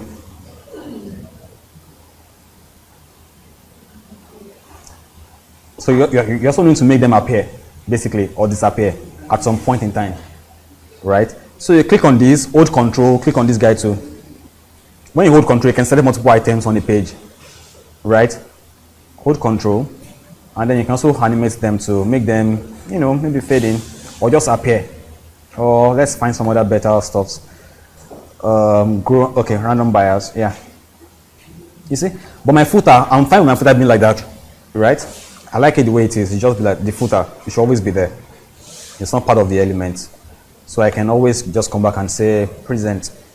White talent mine is so fantastic. Yeah, I can just start from here, right? But most times people don't really admit. You don't admit the title, so you just want it to come out with the slide. So there's no delay, and it also helps you with the presenting, so you know exactly what you want to talk about on that slide. You understand? You don't want a blank slide and then you're saying, "Oh, next slide, next slide, next slide." You know, but if you already have this here, I can really start talking, do some 30 seconds talk, and then I can just move on. And white animal source of acquisition, you know, you can do all your, you know, and then this guy fades in, and then you say, you know, to buttress my point, this is Femi, and this is, you know, they're fantastic guys and all of that. You know, you see the way it's coming out? Yeah. So that's how you use slides. And then our transitioning will now appear now. Okay, so we didn't apply transitioning, let's apply it again. Let's say we want these guys now. After the whole paparazzi on this page, I want it to, after this page now, my transition should be what? Let's do something interesting. Give me something. What? Crush. Don't use that in your I'm trying. So let's apply that one to this guy. Fracture. You know. So let's just do from beginning. Let's see what we've done so far. All our work so far. Let's see how beautiful or ugly it is. You know. Yeah, they scattered it. I told you this guy. They scattered it. This guy's crushing. Yeah, right. And then this guy is like this. And then, you know. And then we have a video that can play. Right? But, you know, so I've shown you how to use, you know, transitions and animations. But beyond that, there's some other things that you can also do. So again, all these stuff, you only learn them when you practice them, right? You know, you keep practicing them. You know, look out for some other people's slides. Look how, you know, to get design ideas, basically. Just know how best to put elements on the page to be sure that they all come alive, you know, very well. But then beyond that, so when you come to videos, there's some certain other things you can do videos to. Like maybe you want them to play by default, right? Maybe when you come here, you say, you know, format or playback, right? I can say that once I get to a slide, start automatically. Can you see this? On our video, you click on the video. Once you get to the slide, just start playing. I don't want you to wait for anything at all. And then we can check that out, how it, you know, works out from beginning. We have the slide. And then white talent mine is so good. You know, I did a good job here. I did log this. And then this is whatever. Can you see? I didn't have to play. I didn't have to do anything at all. Right? What? Like it's looking better. Just, you know, wait. Okay. So let me just show you how to do that again.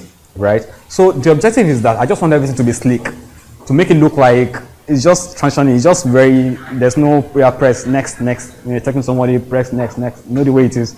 Next slide.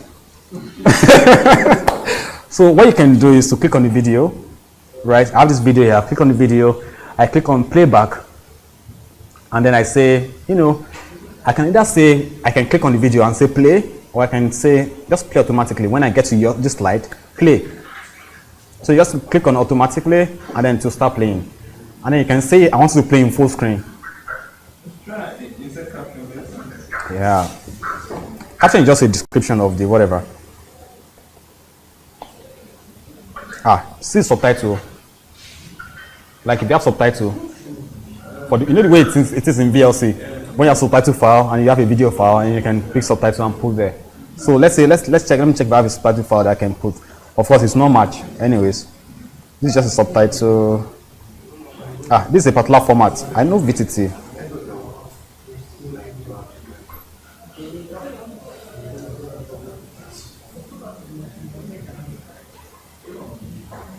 So let's have it in my document.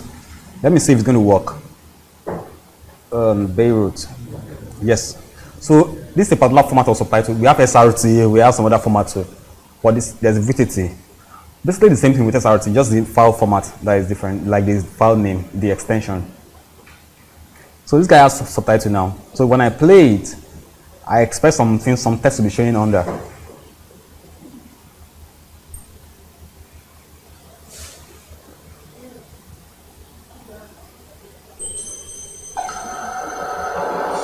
I know it's a movie, so they'll be writing so their credits and all of that. So it will not start at the beginning. Let's say I need to just forward it a little bit.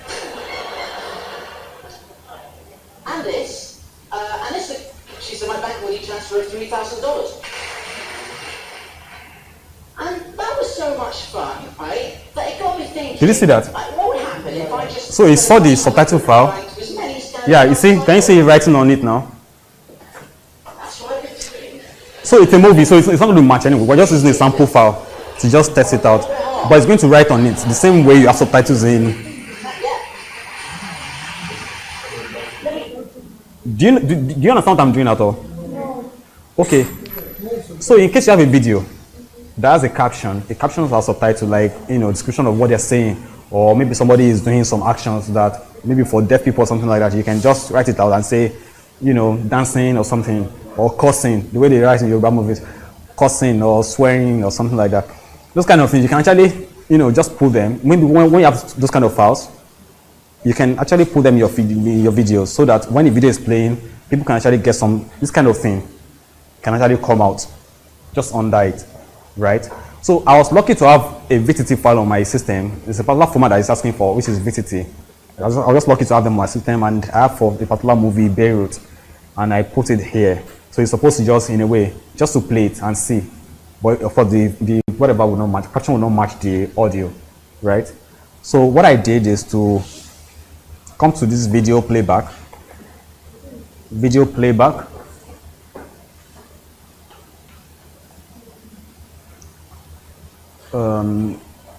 Collapse the ribbon, don't collapse. Yeah.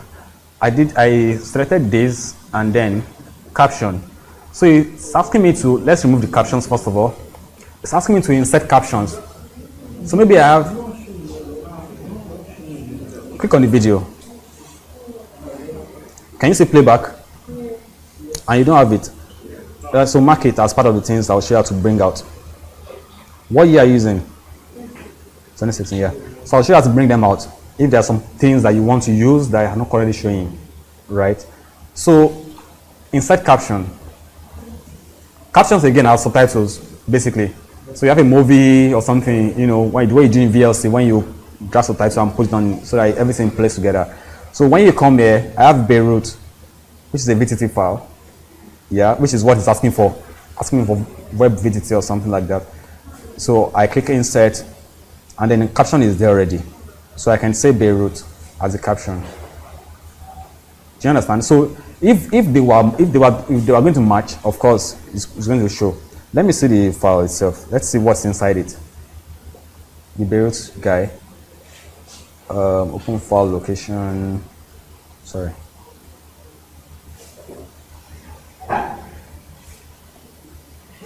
So let's see what's inside this file. Open with let's open with Notepad, so we know what content. So this is what is inside the file. So this is what they're saying. So what this guy is saying is that at 2 minutes 56 seconds 235 microseconds, write this on the screen. Do you understand? This is an instruction to a computer, to a video player, that at 2 minutes, between 2 minutes 50 seconds and 2 minutes 58 seconds, these are times. Do you understand? So put this guy on the screen, and once that time passes, take it out. So this is where subtitles work. And even if you have a video and you want to write subtitles for, you can actually write your own subtitles for videos if you have that time.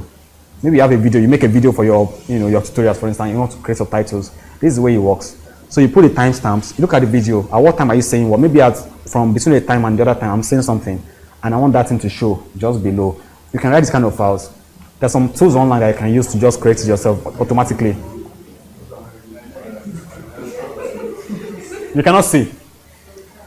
Sorry. So this is just a okay, sorry, by 4 p.m. we need to move away from this particular whatever that I'm doing. So that there are a lot of other things we need to do. Yes, click on it, play back here. You cannot see caption, right? I said I will show you how to use them, how to bring them out. Understand? Yeah, that's the last thing we'll do in this class. After caption, then the caption is to put Subtitles file. If you have a subtitle file, you just put it there and then it plays. Do you understand? okay, but for for it to play automatically. Yes, that's it. That one will play automatically. Yes. Okay, please, one class. Let's all come back. Okay. Yeah, so now this way subtitles work, by the way. This is the way they work. Check any subtitle file, check any SRT file. That's the way they work. You create instructions for something.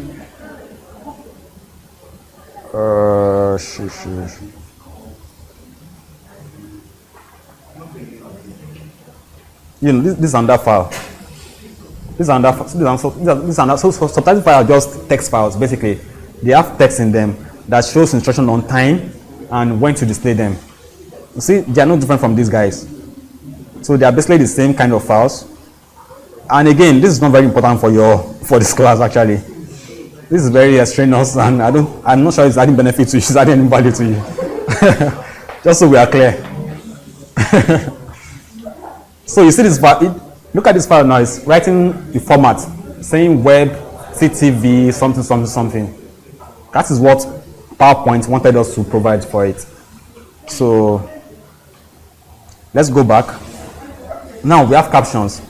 Use them however you want to use them. I will not go deep into that. Okay, now you know how to play automatically, right?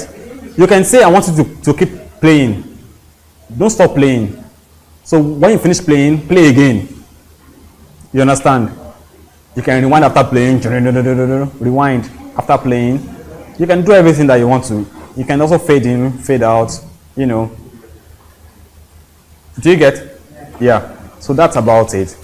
And then, after this now, next thing is just to be playing your whatever. Any questions so far? Please just, all the things I asked you to note, just note them so that when we get there, I'll show you. So the next thing that you need to do is to, of course, start presenting. So once you've done all of these guys, all you need to just start presenting, basically. And how you can present from beginning, you can present from current slide, present online. These are tools that are available if you have some other tools. Yeah. Like I told you, most times we can hold meetings over internet. Right? We don't need to be physically present. Maybe your other team members are in somewhere. Maybe you have some team members in South Africa, some other people in New York, and you're meeting with them. And you still need to meet. You have some slides to use. How do you do that? See? Present via Skype for Business. So when you click on that, they will get out of silence and they're hearing your voice. You're moving slides and then they can hear you. Do you understand? Is it complex? You cannot have it. You have it. You cannot have it. No, you cannot have it. Yeah, sure. And then you can customize your slideshow. Sorry, you can customize your slideshow. You cannot have it. I'm sorry. You have it. Skype for Business or link. Interesting. So you're a great guy. Maybe Bamas, I had him already. You guys don't know. Ask him what he did.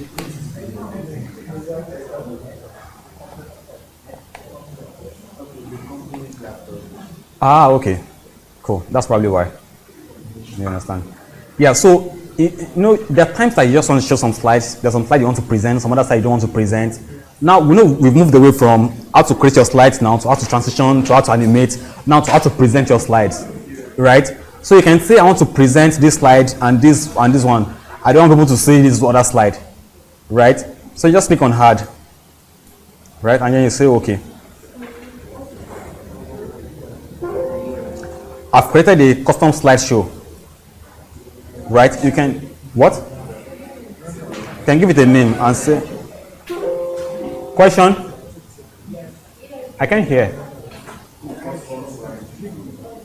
I mean, I just want to show you a way to maybe show some part of your slide and hide other parts. Maybe there's one slide, maybe there's a part that you're not sure of the data yet, and you just want to keep it for now until they ask for it. You don't want them to see it by default. You understand? Say, go back. What's that?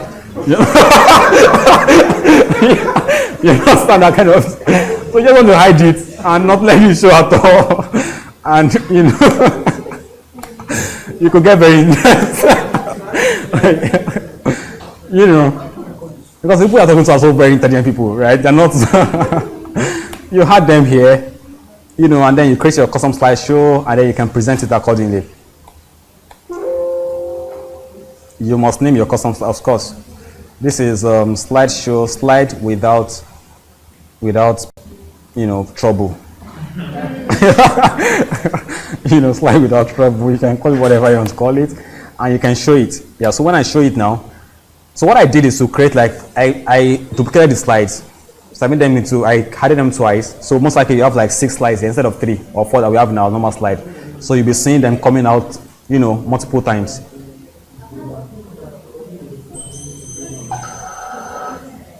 So we've seen this before, right? And then it's showing up again. Whereas in our slide, we only have it once in our slide. So, all those kind of things are, again, play around with it. Do a lot of play arounds, and to be very interesting. You find it very interesting. And then you can rehearse. So this also helps you to rehearse your timing. To, is this time okay for this slide? How do you apportion your time accordingly so when you're preparing for your presentation, how do you, all these things are there just for you to use. And then you can also record your slideshow. The same way you can record your whatever, you can also record it and make it come out like a video that you can just use.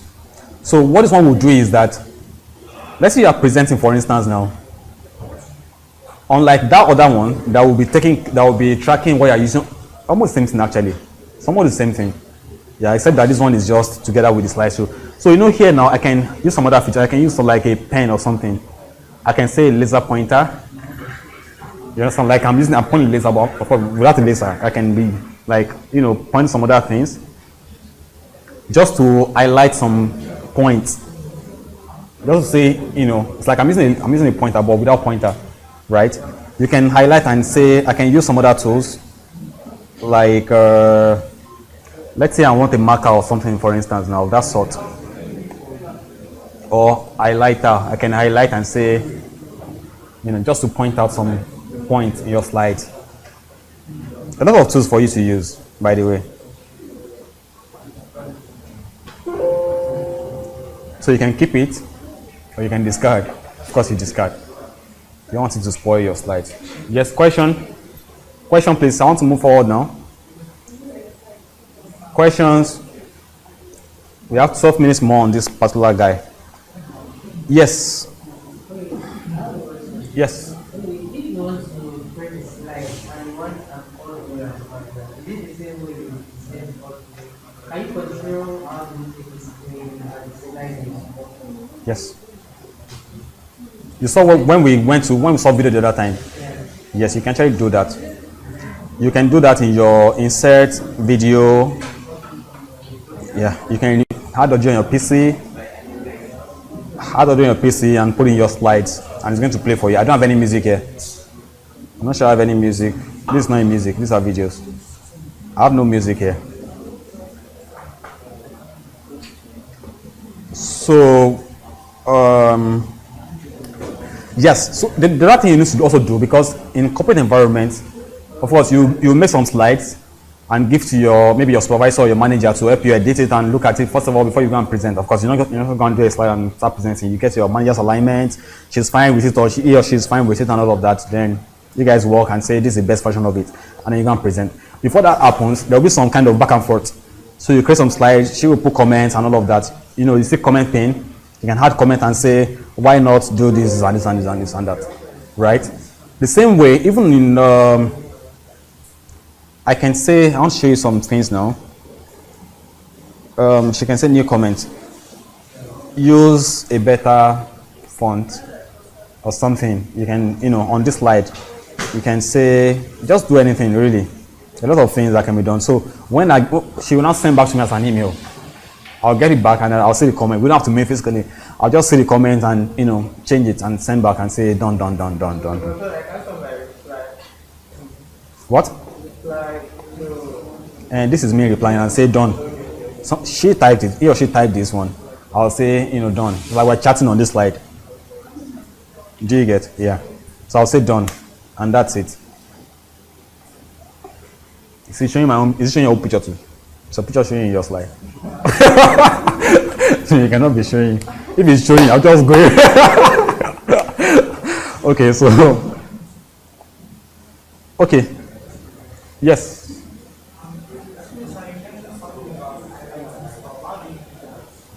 In your presentation, right, when you're presenting, you probably have some figures or numbers you want to make very prominent and say, there are two ways of doing it. You can either, come here. You remember how we did this one? When we came here and did this guy, it's like kind of like highlighting it, but maybe you forgot to do this, and while you're presenting, something just comes to your mind that, this guy is very important. Yeah? You can say from current slide, maybe box is the important, word in this slide. And you just want it to show, you want to highlight and say this, just come here. Just move your mouse around, you come to this button of the slide, you say, highlighter. You say, I like this guy. You see, you can highlight it and say, and you can also use some other tools. You can erase it, you can erase all the ink, you can do everything you want to do. And then when you're done, it's going to ask you whether you want to discard it. I'll say, just discard it. Just discard. There's no point. Fine? Yeah. Okay.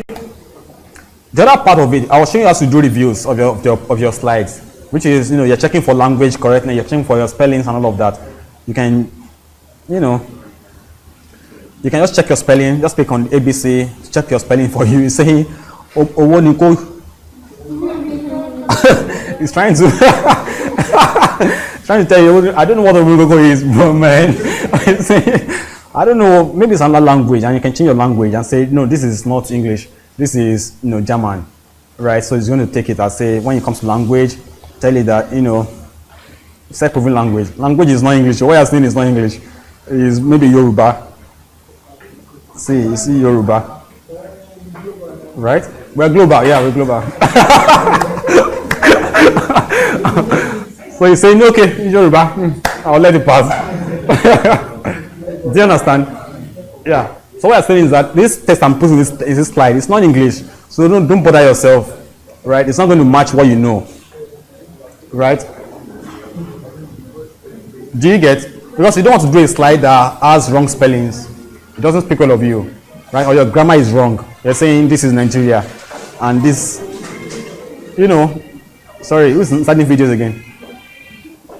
Stop inserting videos. Let's, okay, so what else you need to know about here? So again, you can also do find and replace. So when I do Control F, there's find and replace here.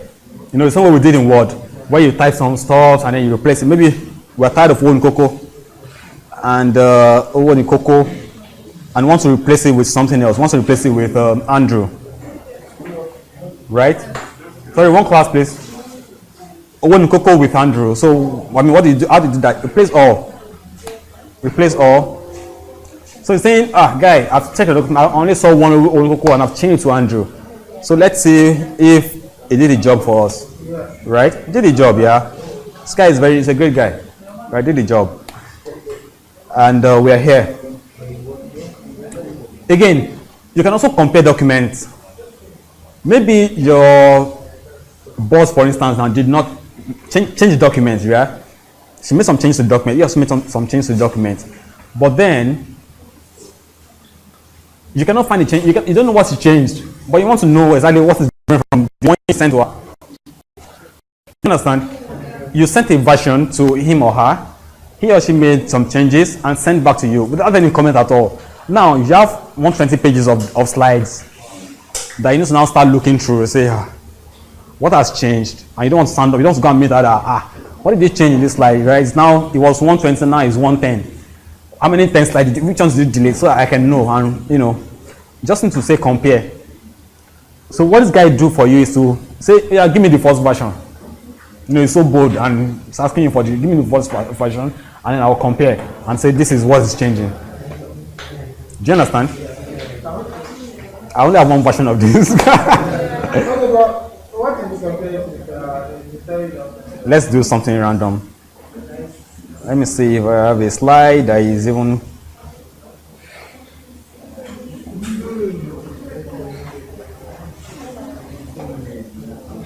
Okay.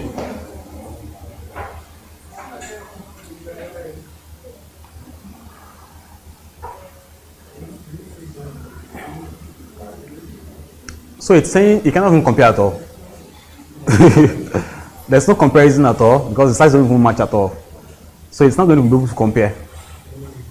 It's saying no changes versus that one. Because what it's going to look for is to go and look for that slide. It's look for this slide in that one.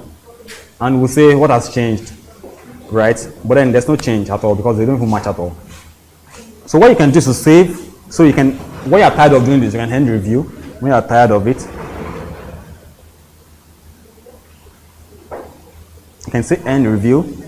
Takes you back. You can just save to, you can save to copies and say this is the first version. We can actually do it that here. We can do that. We can save. We can do that actually. We can just save this again, different name to compare, and then we change this guy to Winkoko again. Do you get? So there are two versions now. There is this guy to compare and the first guy. So let's do our compare. Yeah, let's go to surf. Let's go to talent mine. And then where are you?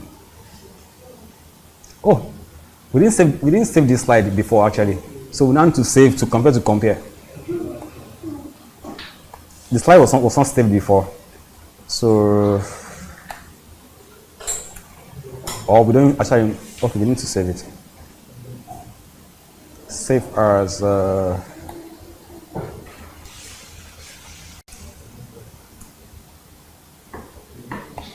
compare.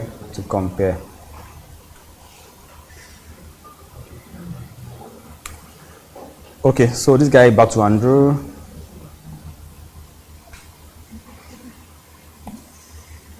And then we can compare now. So to compare. Where's the first one?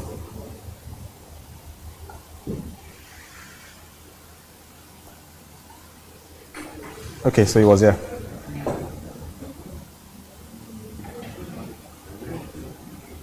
Can you see?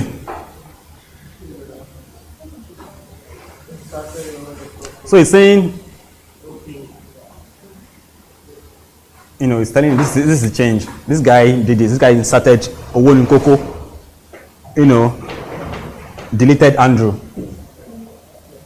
Which is what we did. So versus the first one, I deleted Andrew, put that Owolu Nkoko. So it's comparing now. Of course, I don't have Owolu Nkoko anywhere in this document at all.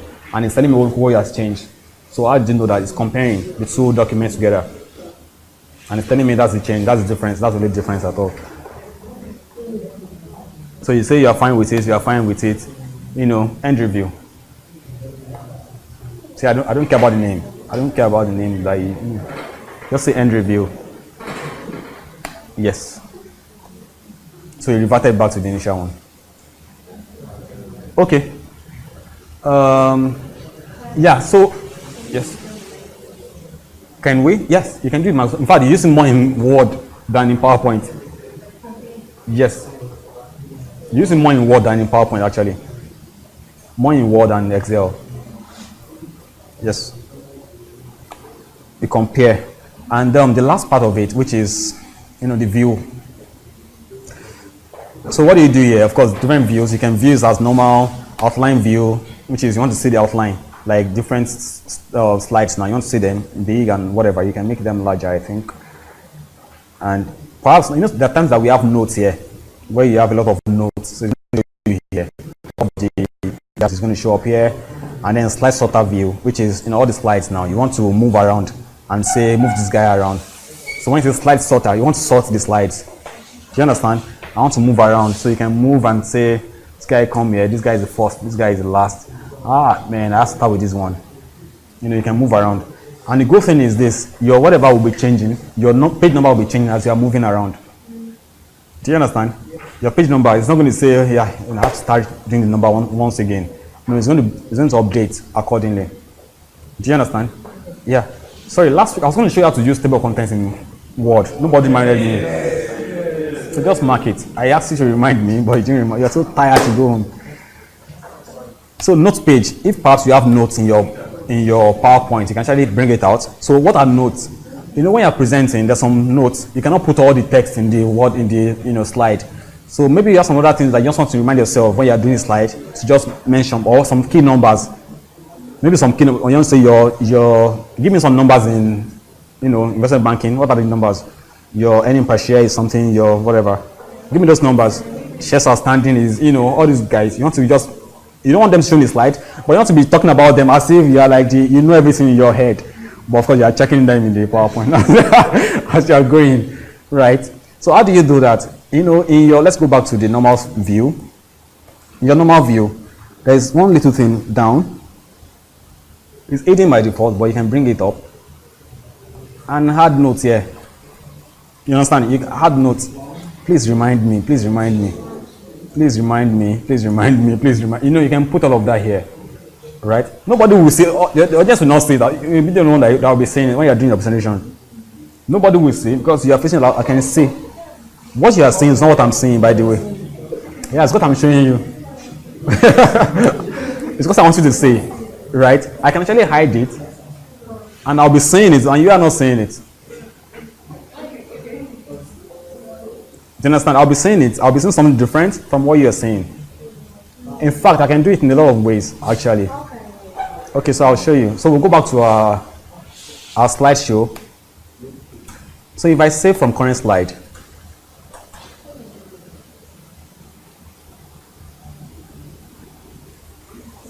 okay, can somebody come and save my screen? Who is bold enough to come and see my screen? Are we saying the same thing? No, we are not saying the same thing. So what I'm saying my full whatever. In fact, I can see the next slide. I know what is coming next. I have my notes here. So I don't have to write any paper at all, right? I can just be saying. No, most times you have a laptop in front of you or something. It's a meeting, right? At the end of the day. In fact, the other in front of you here, you're all seated, there's a round table, you're all seated, right? Yeah, you have a laptop with you at all times. And I'm saying something, yeah, not saying. I'm just like a wizard now. I'm just giving the numbers there. Where's this guy? Then. Yeah. And then, they're just so good. It's not here now. Where did he say it?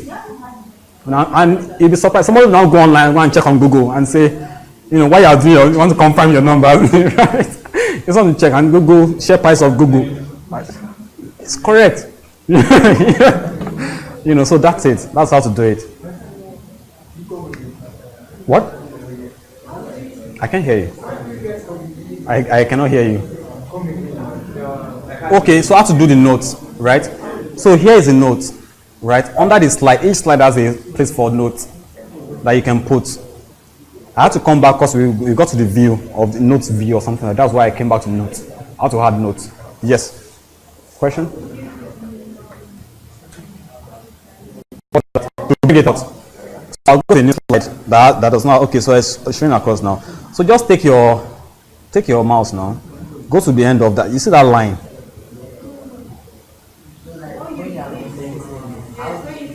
Oh, I'll show you. I'll tell you. I'll tell you now. So, but you know how to add notes, right?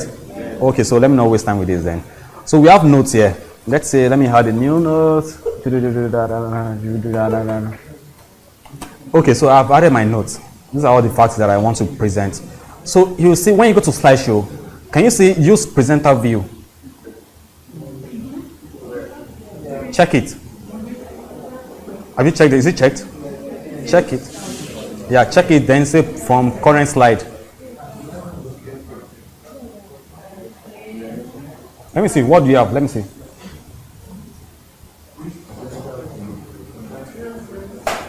Yeah, but that's not it. You know why that's not it? Because you're not connected to a second screen. So I can do this because I have two screens. I have this screen and I have this screen. If I want to show you more stuffs, actually, let me see, let me continue my current slide. I'll show you some things now. Actually, I have two screens. You have only one screen, so you not be. But once you connect a projector to your computer, then it becomes active. So let's do something. Let's say I want to show you. See on my laptop now. Can you see? What can you see? I have two screens actually. One screen is here that you're not seeing. One screen by my side. See this? I can drag and hide it and see. How did it happen? Right. Do you understand? So I have like two screens and I can decide what to show you and what to show the audience. Right? Yeah. So they call this extended view. There is, when you have your projector up, there are several views. You have PC screen only. I can say duplicate my screen, in which case everything I'm seeing you'll be seeing. But when I use duplicate, everything I'm seeing, of course we are seeing the same thing now. Right? I can say extend my screen. Extend my screen will create two screens. Extend the screen to the other side of the screen, and then we are seeing different things entirely.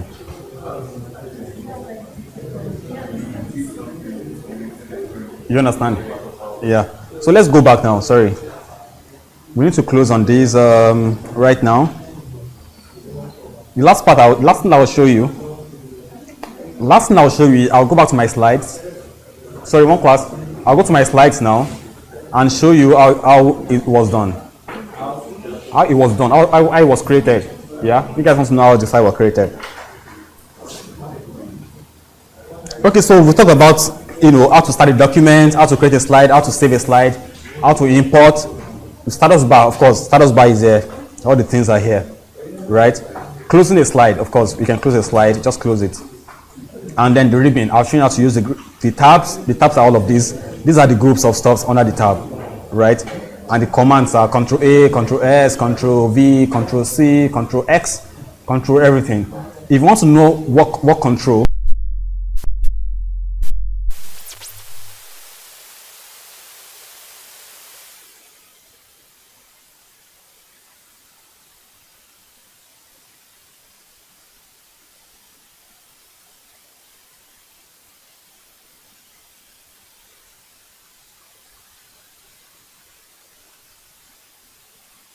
let's call it our show. So what this one do for you is that if I go to document now, sorry, here, if I go to document and I search for our show,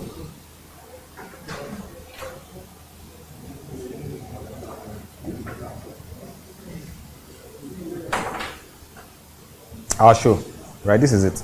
Open file location, please. So this is our show. What this one does for you is that it does not. So when I click on it, what do you think will happen? It will just open as a show. It just start presenting. Yeah. So it will just start presenting straight. Of course, all the contents will be intact, but you can change it. Of course, you can change it if you know how.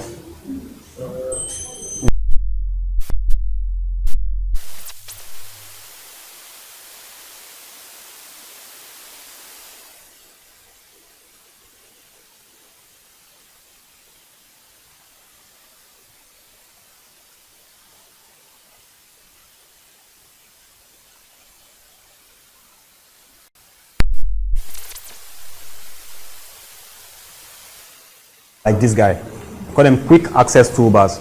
So this guy is save and all of that, and you can add more stuff to this guy. You can add more stuff. You can add, email.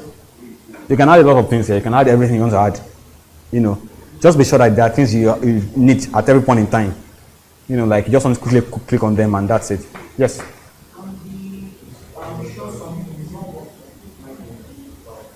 Did you save it as PowerPoint show and? You need to save as, choose the file format, and then pick PowerPoint show.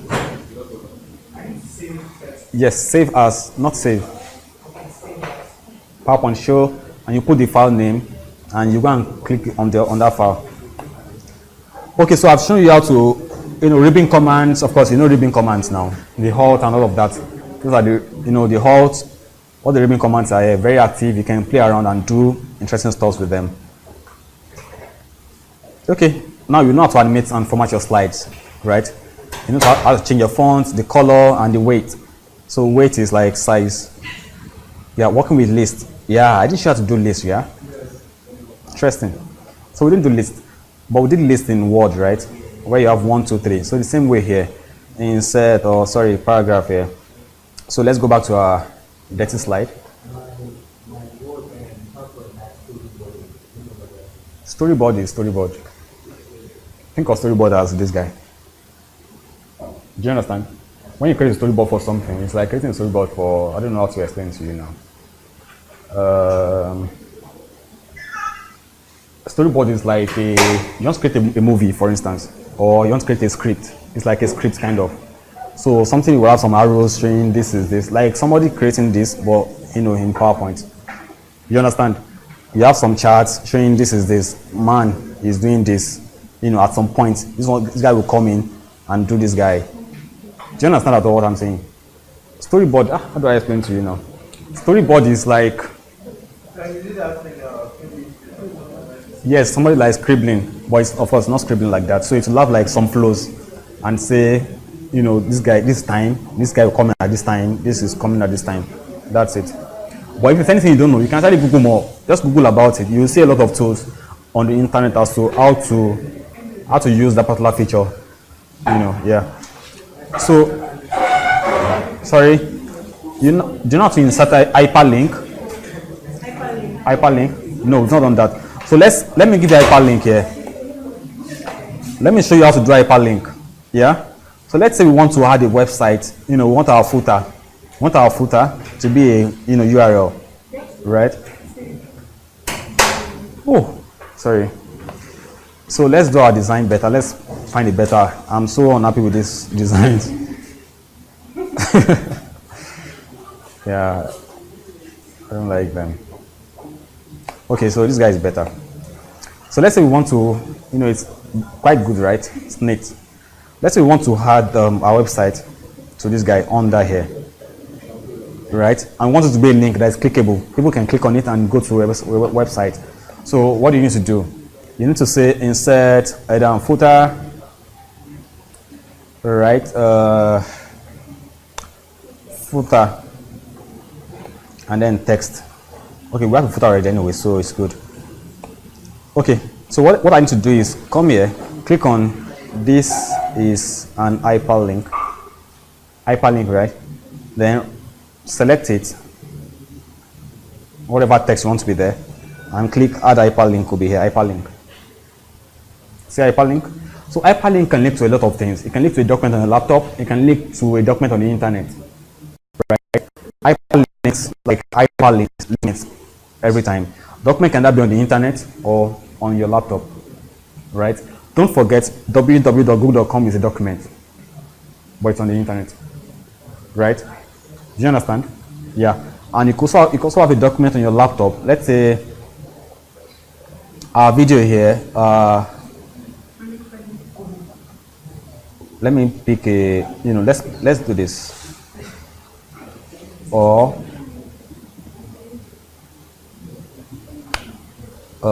sure, step record. Yeah, once should we put this recording, but we don't want to put it in our slide. Maybe it's too big or something. You don't want to put it on your slides, and you want people to have it.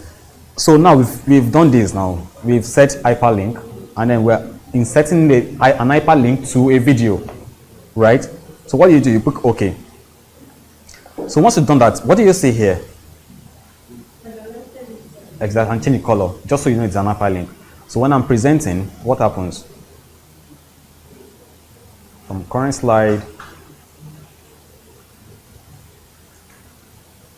yeah, I can come here and click on it. It's clickable. And when I'm saying may contain virus and all of that, I say, okay, it's my video. So now everything I'm doing You know, it was still on my own screen. You guys are not seeing, but that's the way it works.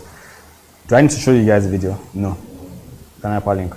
Yeah, but the video sits in a system. Yeah, it will show in on your own system too.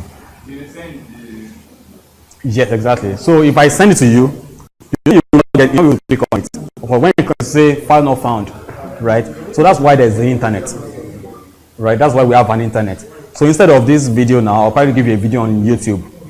I'll put a YouTube. So when I click on this guy now,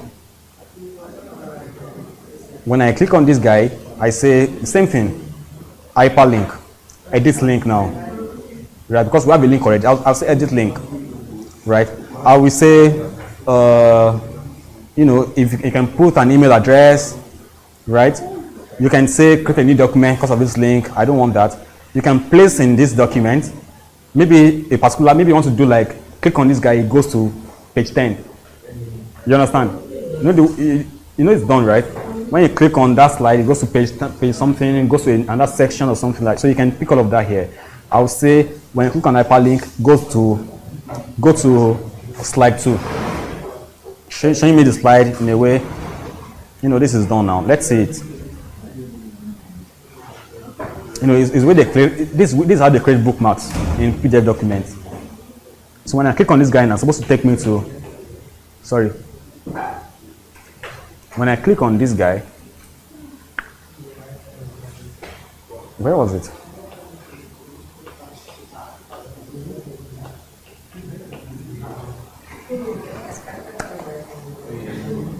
Okay, from current slides.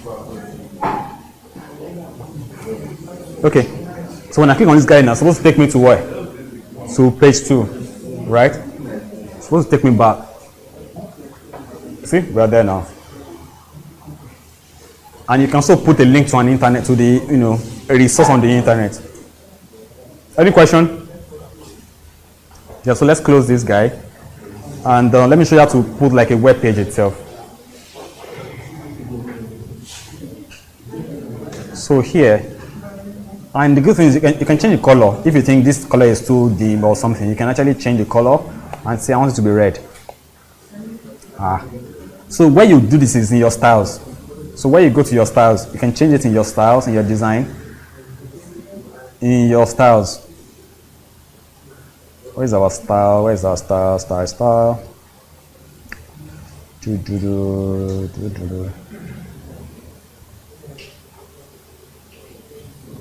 There's our style. Quick styles. Oh, sorry. Yeah, so each of these things come. Okay, so let's go to design. Which theme are we using? Which one did we use? Not this guy, not this guy.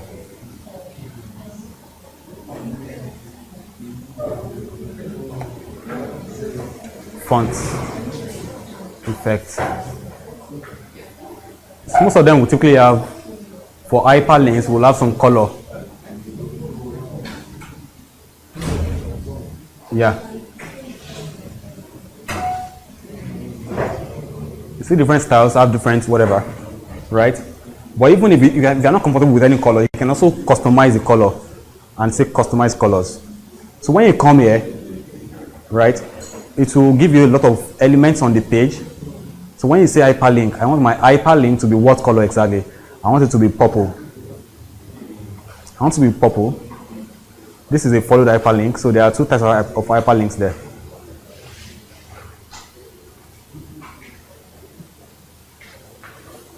There is this one, that one that is followed that. So that means what it means is that we've clicked on it, right?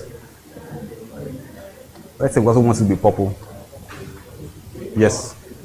Can you see now? So anywhere you have an hyperlink in this document, this will be the color. Do you understand? Anywhere that there's an hyperlink in this document, this will be the color. That's it. The last thing now that I need to show you. Okay, let's go back to our slide. Let me see if there's anything I've not covered.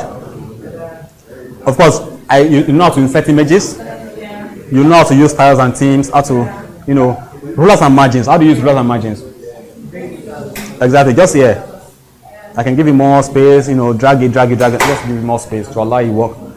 And then animation and transition. Yes, you know how to do that. Page number, yes, you know how to do. Headers and footers, you know how to do. Spelling and grammar, you know how to do. Find and place, you know how to do. Yeah. The last thing, now you ask me how my slide was made, right? I'll tell you, I created a template.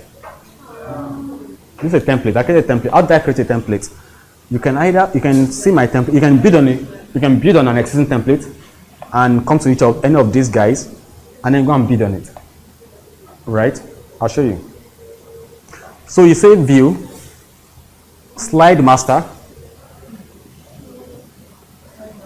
slide master, slide master. You know we are seeing the views before. Slide master will have, once I click on slide master for instance now, so it's now give you a lot more features, like for each of the kind of slides that you can have. So here, if you see, I can have this kind of closing slide. This is a closing slide. This is a slide with a title without anything at all. This is a slide that has a title and all of this, and of course picture is there. This is a slide that has a title and this. This is a slide that has a quotation, for instance. You know, and you will see where I use this. I actually use this. I created this just to use it in that particular document, and I used it. This is a quote, right? You can create a slide that has, you know, title, and then you wonder how my picture is there. Of course, in your own whatever, you'll not be able to move around, and you'll not be able to click on that picture. But then that's because it's in the background. It's in the, you know, in the ground whatever of the slide. I can move it around. But I move it around now. Guess what will happen?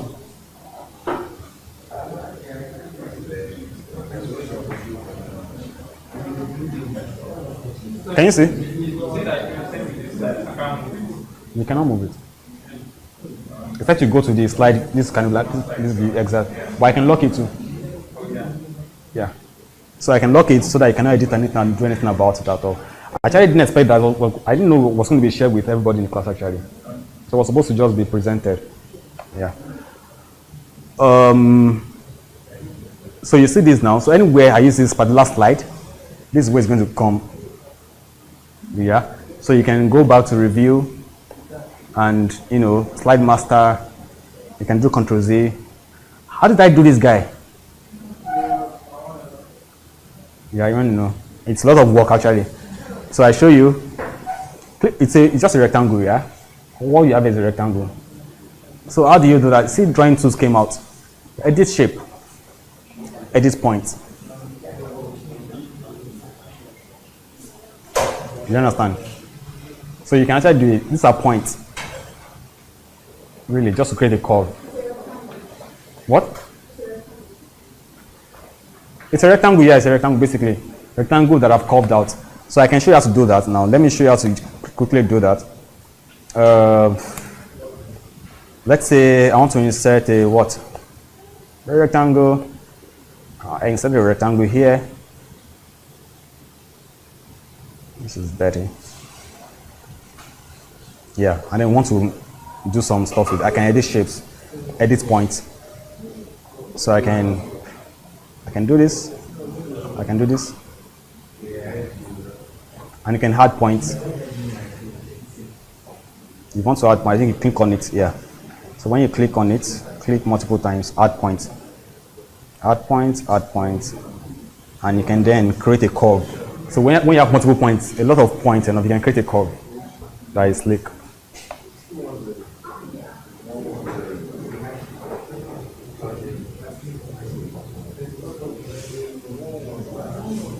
And then this is a curved segment. Yes, now you think it's magic.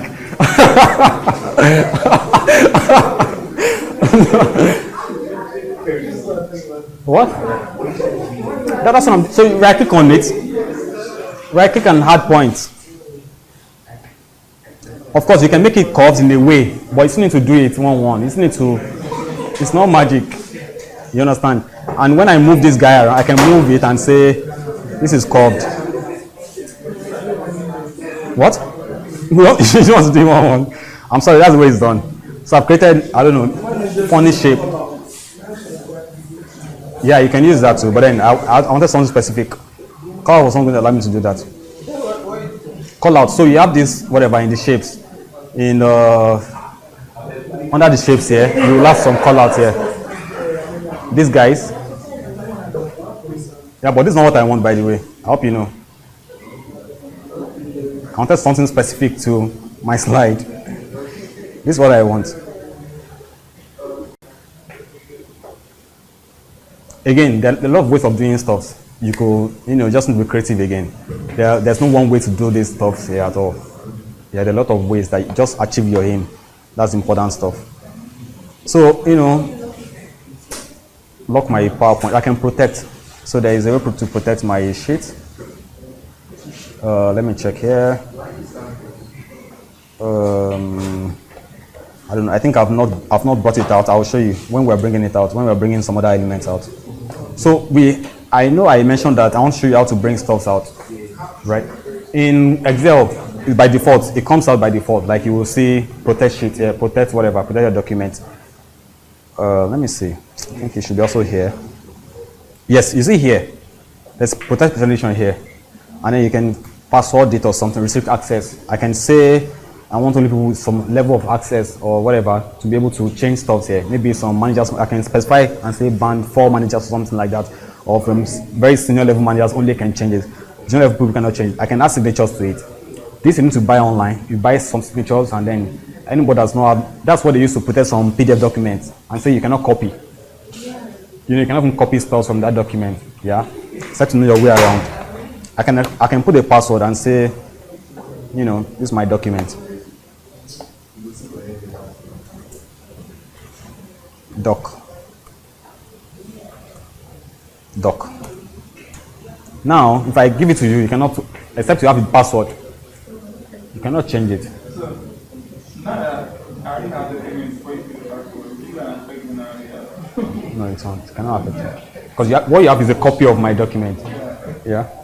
What you have is a copy of my presentation. And then, because when you start adding videos and all of that to the slides, it becomes very large and bloated. So you see this tool here. You can compress media. You can compress media, the pictures and all of that. You can, tell PowerPoint to compress for you, so that the size becomes manageable, right? But then you also need to be careful about the quality. So it's going to tell different kind of quality. Is it for presentation stage? Is it for internet? Is it for, is it low quality you want? You can specify all of that. So it's going to compress it for you. So now you know slice sorter, you know all of this. What else do you need to know? Playback. What's playback? Sorry. Playback. I don't know. How did we come about playback? Just remind me. I want to remind. Video party. Okay, is it how to play video back? Yes. Let's go to where we have the videos. Maybe I'll remember exactly what you're talking about. Yes, so we have this video here. Yes. Let's clear the format. Let's clear format. Okay, this is actually here. I was looking for it here. This protect. You see, instead of going to that place, you can actually just protect from here. And then I want to take away the format. Reset design. Yes. Yes, so this is what I want. Okay, so we're talking about playback. So how to make it automatic or what? Or how to trim it. I've shown you how to trim, I've shown you how to make it automatic. I've shown you how to, I don't know. Just remind me, please.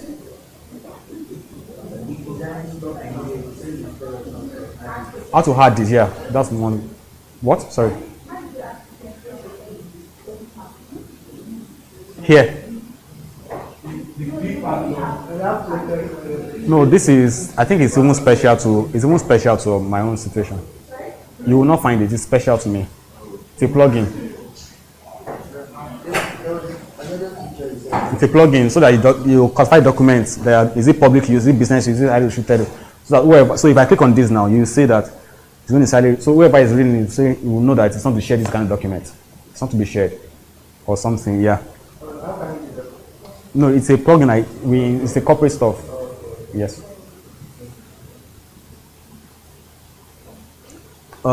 Yeah, so want to know how to add stuff. Yeah. Let's go to options. Options, we have add-ins. No, not add-ins now. We have quick access to customize ribbon. Yeah. This is where you customize your ribbon. Right? Maybe there's some things you don't really need to be seen every day.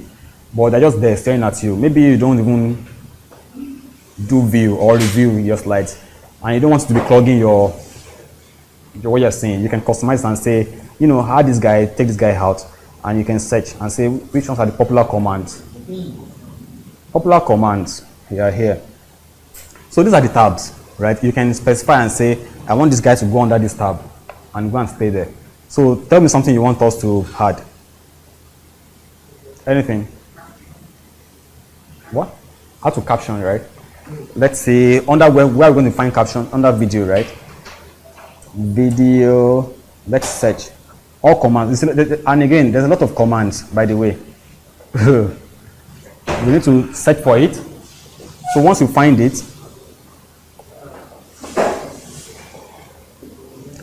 you now need to come and insert. In fact, you can see we've not even passed A at all. Yeah, so we have captions here. Caption. Can you see caption? That's C. C. Can you see caption? Just go down to under to C. Go to all commands, not popular commands now. All commands, yeah. Yeah, are you there? Yes. So once I add caption, where should we add it? Where? Under this, where do you think it should go? In fact, you know the thing is you can create a new tab actually and say, create a new tab. What do you want to call your new tab? Rename. Let's call it Talent Mine.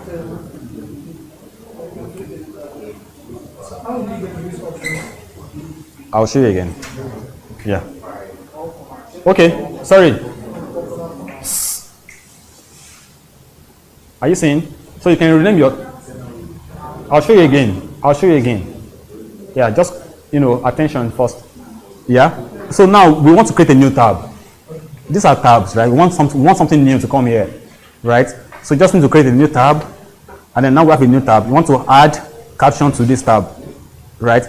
And again, you can also create group under each tab. We have tabs, right? Then they have groups under, like paragraph, fonts, all of that under it. So you can also create a new group and say new group. Rename. Learning. What should be the icon? This should be the icon of that group. Yeah. And then you will say bring caption, add to under learning. Do you understand? You can say bring caption to under learning, and when you are done, just when you are very terribly done, let me delete this guy. Delete. We added this. Remove. Yes. So I'll come here. I'll come here and say, okay. Now, what can you say, please? Can you see Talent Mine? Yes. And then we have learning, but caption. So you need to go and select a video before caption will become active. Do you understand? Captions work on videos. You want to do, I'll show you all over again. Right? I'll repeat. Yeah, question. How can you do what? How can you get it? Like, are you saying how do you want how to do this, right? Okay, I'll show you again. That's what I just said. I said I'll show you all over again. I'll do it all over again. So now I will show you what I just did. Right? Attention, please. Don't do anything. Just look at me. Right? I started from here. I went to account or options. Sorry. Options. I said customize my ribbon. Customize my ribbon. Right? So if you have any command in your mind that you've always wanted to use, or maybe you use and you cannot find it, or something, you just want something to, just come and find them here. And then these are all the commands you can possibly have in PowerPoint. Yeah. So you can say which commands have I not put on the ribbon yet. You can say just give me all commands. I don't care whether they're on the ribbon or not. So when I click on all commands now, well, we're looking for caption, right? Yes. Caption. And this, by the way, it's start from 1 and then start from the numbers and then continue with the alphabet. So you go down, search for it, and search and search and search. You know, just helps that you know the name of what you're looking for exactly. What? Caption, yeah. See, can you see caption, please? Hey, don't forget I'm using a newer version of PowerPoint. So, yeah, then you should find it then. Let me see what you're doing. It's cascade there. I'm sorry. Let me just see one. This is the newer version, both of them. Just chill and go down small, one at a time. Go up. Caption will be up. Yes, caption. Yes, alphabetical. Cascade. They need to upgrade. Maybe you're not using 26. I don't know what this is. How come this is 2016? Yeah. 2013. You need to upgrade. You need to just upgrade. And you cannot find it. Interesting. Sorry. Cascade. Okay, Cascade. You can only see Cascade. Let's see what you're using. And all these things, they can look very similar. Like, so, isn't it something? Is it because you have time? Maybe not. No. It doesn't work like that. Customize ribbon. Let's look for all commands.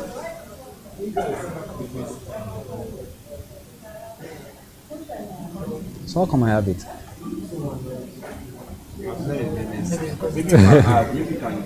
No, but this is where you had everything. There's nowhere else you're going to add anything. Sorry.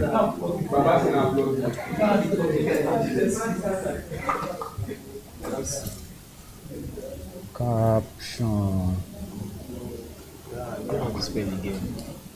Oh, maybe you've deleted your something. Wait.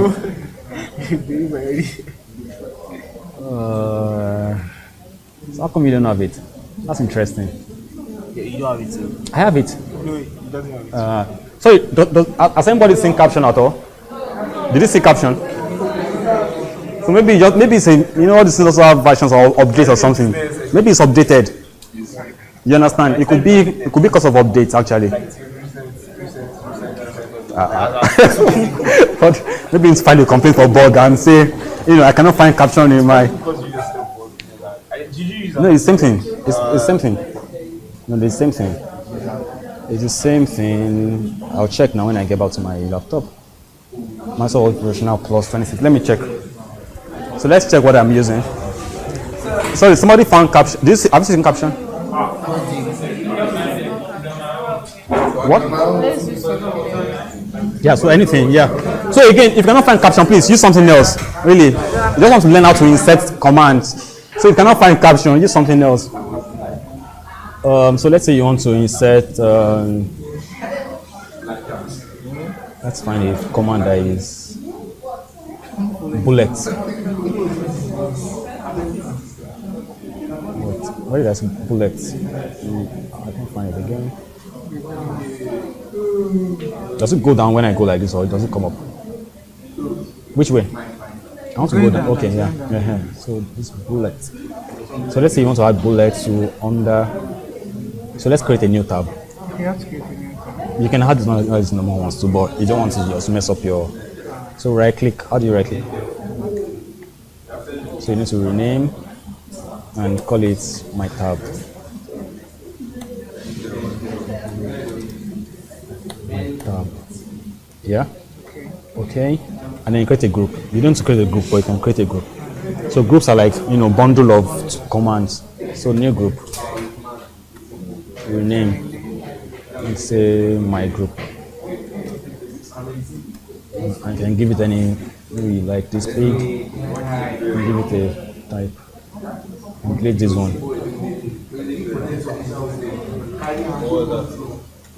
Okay, let's. So now you can insert this guy to this group. You just need to add. Comes on that. You can add as many as possible. I can add cell below. I can add center vertical layer to this group, and then I say okay. So once that is done, you see my tab. You have them. You understand? Yeah. So please, if you cannot find, what are you looking for? Caption. Please, did you see caption? Just look for some other things. It could be because of your version, or it could be that you need to update or something like that. So all these things come with different packages. And the crowd was it? You know, it's a good singer. Of course, you saw the first line and all of that, but you can just handle all of that, right? This is what we call stage fright, right? We call this. Sorry, one class, please.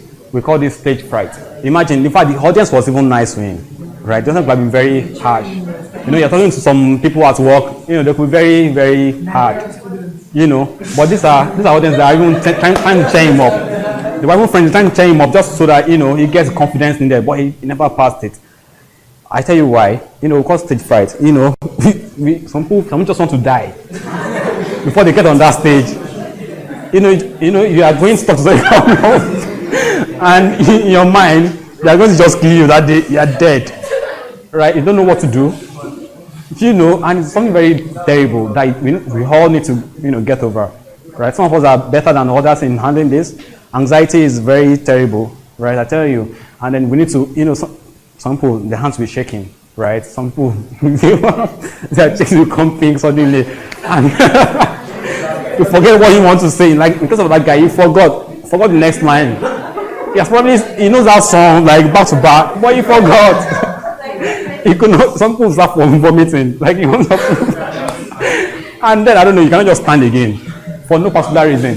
But then it's normal, right? It's normal. So when it's like a normal body response to when, you know, you are in a situation that's not friendly, that you think is not friendly, and then our body responds by producing some kind of hormones and all of that just gets you cheered up, and you start having some kind of strange reactions, right?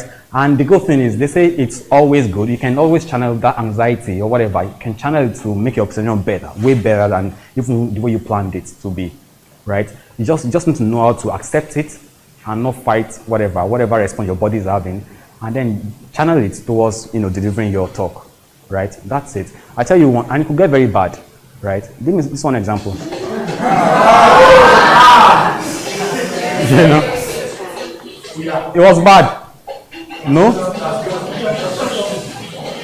I'm sick already. In fact, my stomach is turning right now.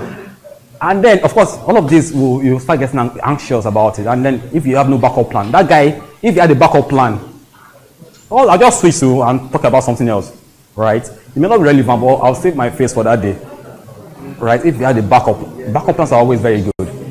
Imagine, what if your PowerPoint, what if this PowerPoint stopped working now, for instance? Will I say we're not going to have the meeting again? Or maybe someone was supposed to print the transcript or something and the person didn't bring it. So I said the meeting will not hold.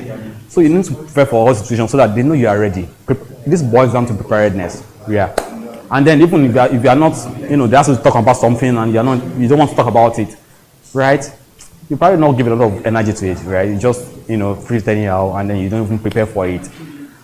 Yeah. And then focus of attention. What are you focusing your attention on? They give you a topic, you didn't prepare for it enough. So again, to say it, so I have this definition from Merriam-Webster dictionary that says, what's a presentation? Yeah, something set forth to an audience for the attention of the mind. Yes. So when you want to get somebody's attention of the mind. What that means is that you are passing some, you know, whatever information across to them, to their minds, right? And then what is effective? So it's producing the desired result. So you match the both of them together. So what are we going to call effective presentation? Is something set forth to an audience for the attention of the mind, producing the desired result. Yeah. So if you are presenting to an audience and they don't get what you're saying, you're Patrick, they are continuing saying some words that are very big enough for people to, you know, for aliens. Maybe you are not communicating. Maybe you are not presenting anything. It's not effective. Basically, that's the point. It is not effective because information is not being passed across. You're not getting the attention. They're just laughing at you. That's all they're doing. That's all there is to it. So how do you make your presentation effective? How do you achieve this level? So again, like I said, anxiety will always be there. Our bodies will always respond. Our bodies respond to, they're like what we call, I don't know, what do you call, autonomous whatever. There's this stuff in CNS, whatever. They say you cannot control it. What do you, like blinking your eyes, for instance, what do you call it now?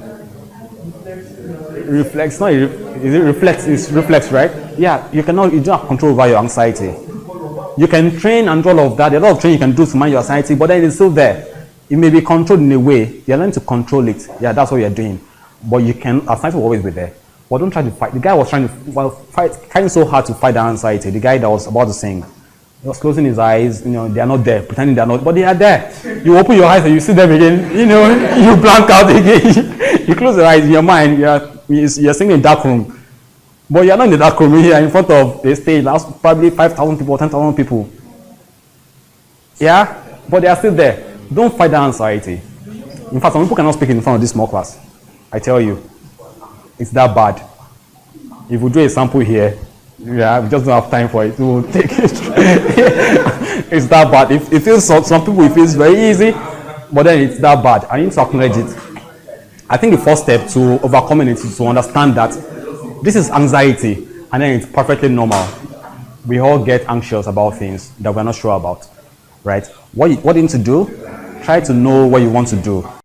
Be more knowledgeable about what you want to talk about, so that you are comfortable with yourself. Give you more room to play around. That's it. And then, to make your presentation very good and effective, you need to think about the audience. You need to be audience-centered at all points. And I'll show you how to, make your communication very audience-centered. Don't be like Patrick, use right words and all of that. And that's to accomplish your objective. Are we training? Is it pedagogic? Is it whatever? What are we doing here, really? Do we want to just entertain ourselves? Let's entertain ourselves. Do we just want to waste our time? Let's waste our time. Do we want to learn? Let's learn.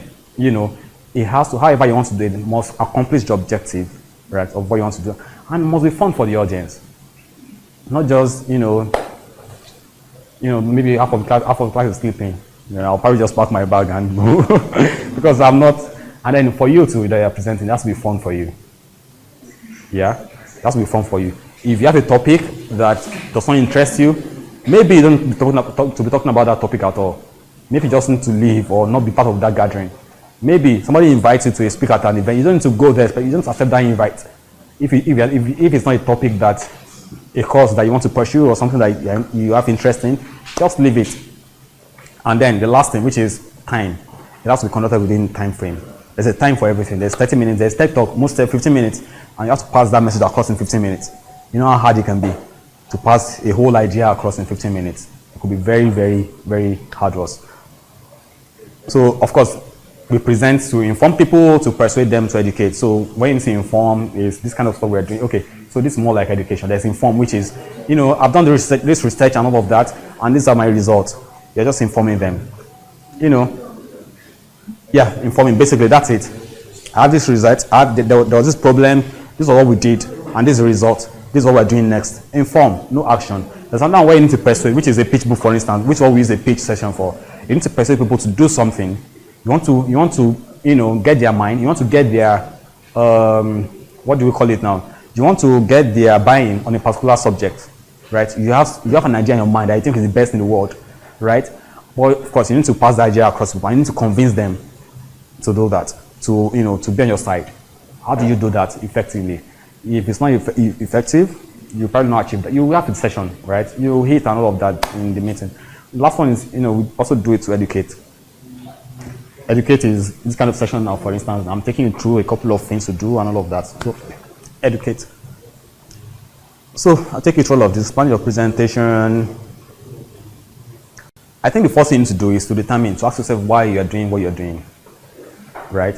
So before you have any session or any pitch, or you are in an interview, for some companies have interviews that ask you to do a presentation, like they will put you in some groups. They call them assessment centers or assessment KPMGs, those kind of stuff, right? They put you in a group, right? And then group of 5, group of 10, they give you a topic. You have 30 minutes to work around it, then come up with a slide, and then present it, right? So you need to know exactly what you're doing. You are presenting to show that in that team, you guys are smart. That's the point of that presentation. There's some other ones where you need to show them that we are presenting to show that we have been working. Some people in some companies they don't even know what you're doing. Like they see you every day. You go to lunch every day, but you just see this guy. They don't even, because you've never worked with them before. They don't know what you're doing. You just think company just paying you money for. Imagine if that guy becomes the CEO tomorrow. Once you just come and all these people, just what are they doing, and then take them out of the company. So maybe sometimes you just want to summarize what you're doing, all your, all the work you've done in the past 3 months, past 6 months, projects you're working on. Because in very big companies, yeah, it's very easy to miss out on people. In big companies, you don't even know the name of the person like sitting on the next floor, right? How then do you show them that you are working? You need to show them that you're working. So then the other thing, so once you know all of that, you need to know your audience, right? Assess your audience. So there's a quote that says success depends on your ability to reach your audience. So, and again, we said effective generation is that you're able to communicate. And if you're going to inform them, let's say the result is that you inform them. If you are going to educate them, the result is that you educate them. If you're going to persuade them, the result is that you have their buy-in, right? That's the whole point. If that's not achieved, then you've not done anything at all. You've wasted your time doing presentation. And then when you need to know your audience, you need to come down to size of the group. Is it a small group? Is it a bigger? I'll tell you the implications of this one as we go. Why is it important to know the size of your audience? Is it one person? Is it an interview? Just one person? Is there a way that you need to talk? One person needs to maintain eye contact. A lot of people, there's a way you need to position yourself such that you are communicating effectively, right? Demographics is very, very, very important. Who are you talking to? It's very, very, I tell you, please don't ever go into a presentation without knowing your audience. And you need to know their demographics. What's their history? Do you have an interview with someone? Try to do some research and just know exactly what that person is all about. It's always very important. Are you to present to a couple of children? Are you to present to children and then you go with all the big grammars? Your mission has failed already, right? Are you to present to academics and then you water down all your terminology and all? Nothing shows that you actually have brain. You understand? In their mind, if they're not using the right words, you don't have that brain. There's some words that are very key. And there's a way your slides must be 1 point, something. There's all of that, right? It's in their industry, right? In a corporate environment, maybe it's not that necessary to even use big. In fact, we try to simplify in corporate environment. You don't want to use big words that people don't understand. Simplify your communication. But in the academics, it's different. Research is different, right? So all of that needs to be very. You're talking to Indians, and then you are talking about Pakistan in a way. They have this other whatever. They have Pakistan Indian issue, or you're talking to Igbos and Hausas and whatever. The history, and you need to be very careful on what are the things you say, just so you don't piss off your client. In this case, your client is the audience. You are the ones you are informing, you are educating, and you are persuading. And then you need to also know how knowledgeable are they about the topic you're going to talk about. Knowledge level is very important. Are they very knowledgeable? If they're very knowledgeable, that means you can skip all the definitions, yeah? You can skip definitions. Do you understand? But if it's a couple of new secondary school students or intake, you need to define and say, this is what, GPA means, right? All of that to make it from whatever you're saying come across very sharp and, you pass the right message across. Your motivation, their motivation to, are they willing to discuss the topic at all or not? If they are willing, then you are in a better position. If they're not willing, then you should go a step further to convince them to have that discussion. Yes?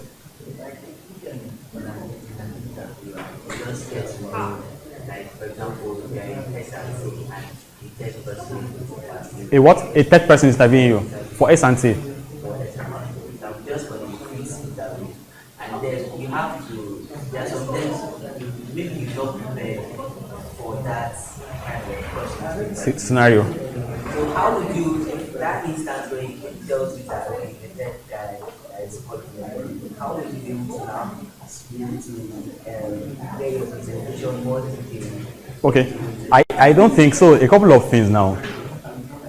I am not sure you need to go out of your way to make your point, right? The fact is that you are not going for tech, right? You're going for sales and trading. There's some basic tech or IT skills that you need, but not very complex, yeah? And people understand that. But in corporate environment, we don't judge you for what we don't think you should know. I will not judge you because, because you don't know what a compiler or something is. Like, for example, he might not understand some of the things you might know. No, they will not put him there if he doesn't understand. He will not be the interviewer if he doesn't understand. That's one first thing you need to understand. If he's not qualified to be an interviewer, he cannot be the interviewer. Regardless whether they're short on people or something. No. If they don't think he's capable enough to interview, he will not interview you. You understand? So I don't think you should go out of your way trying to impress a tech person. When you're going to sales and trading, in fact, you get yourself burnt. They'll think, maybe this guy should go to tech. And then you go to tech, they're interviewing in tech, and you don't know. You just, do your sales and trading, do it very well, say it very well, impress him, and that's it. Do you understand? Yes. And so we're talking about planning your presentation now. I talked about the first two parts, which is, the first one is determine your purpose, know your audience. Very important. Right? The third one is plan your space very well. Right? So this is you organizing a meeting, for instance. This is your meeting. I mean, why are you calling for the meeting? I mean, about seats you need to provide.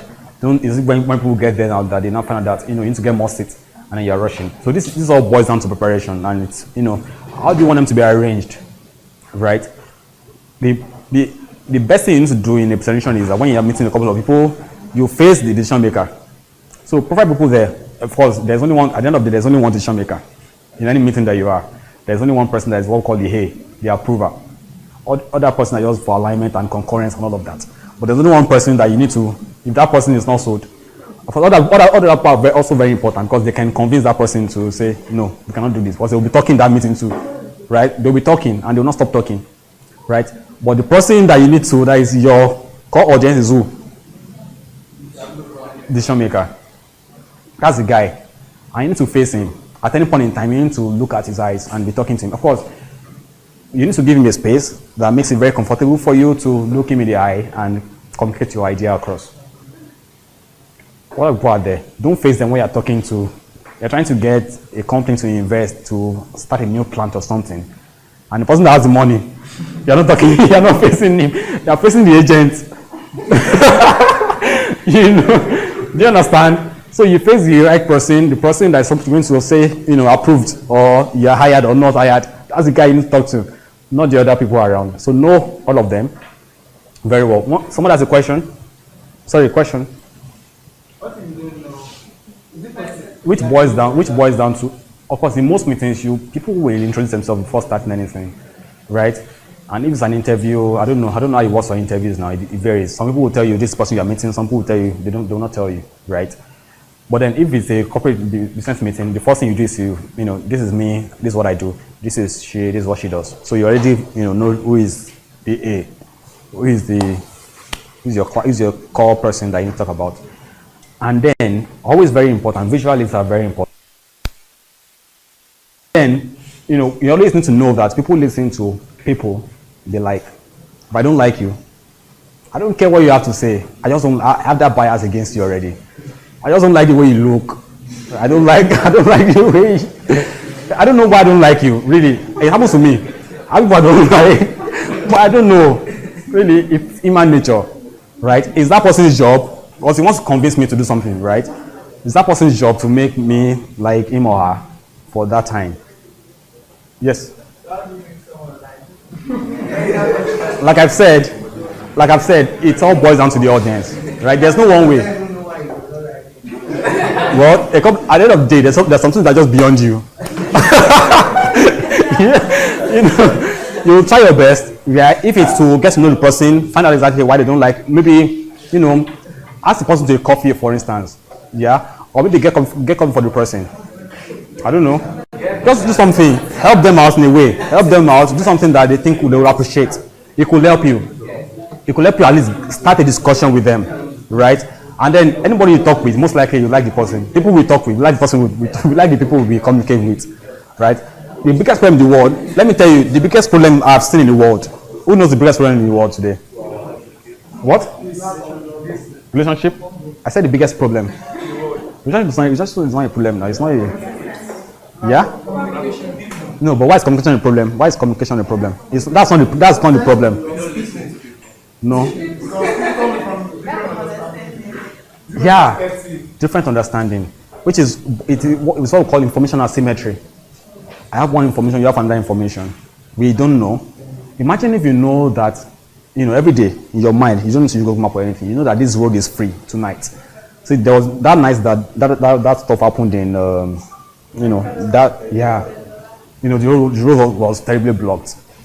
Imagine you have a way of finding out that there's a road that leads to your house that's free, and there was a road that led to my house That was free. I spent 5 hours in traffic.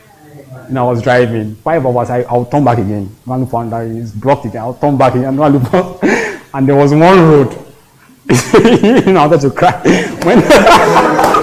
when he told me. So because when I've seen the word, it's just information asymmetry. You know, if perhaps you know the way to get your money, for instance, you know where, because now we're trying a lot of things, yeah. You're going to work, you don't know, maybe there's a work that you need to be doing, but because you don't know, that information is not available, you don't know the future.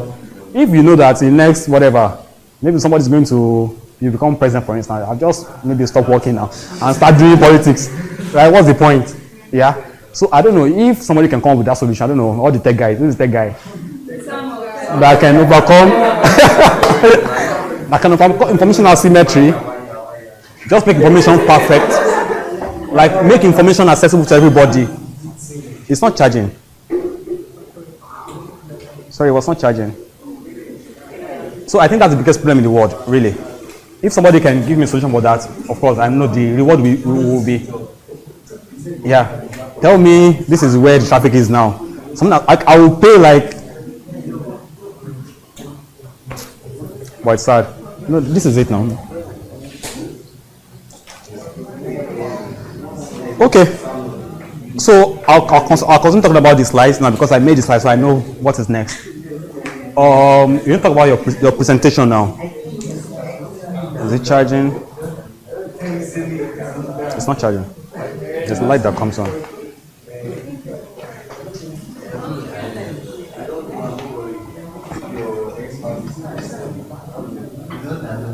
Okay, please plug it.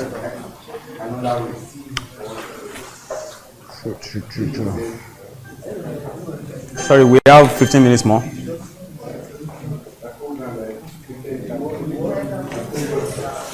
What? Plug it. Yes, charging. It's charging, yeah.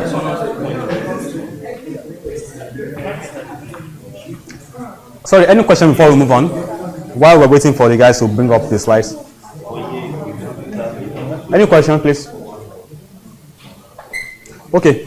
So now you need to open your, yes. So you're talking about presenting preparing.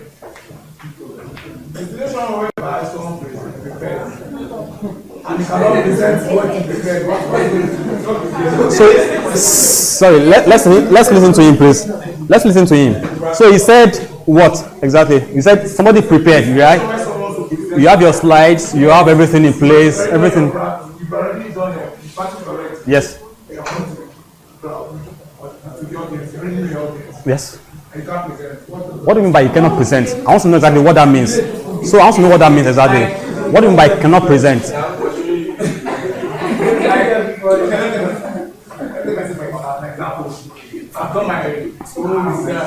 Yes. Sorry, one class, please. Yeah. Please. We have everything. I know my audience. And getting to the you go blank. Yeah. Okay. You know we've talked about it, right? It's anxiety. I need to understand that it's part of whatever is going to happen. It's part of the whole. It's a normal human response to stuff. Talked about it. So of course there are a lot of exercises you can do, which is some breathing exercises. I'll get when we get there. I'll show you. There's some exercises that you can do. It's not a lot again. You see, it's not a lot. So some ways that you can breathe in, breathe out. Some exercises. Prepare very well. Get to the place early enough. Be friendly with the people. Meet them beforehand, so that you know that they are not gods. At the end of the day, they're just humans like you. So once you get there early enough, you meet with them. You have a rapport already. You're already friends. You're talking about sport already. You're talking about who won World Cup, who didn't work. Those kind of people, you can already talk to them anyways, right? So it's not be different when you now get, of course, people who are, they have different personalities. Like,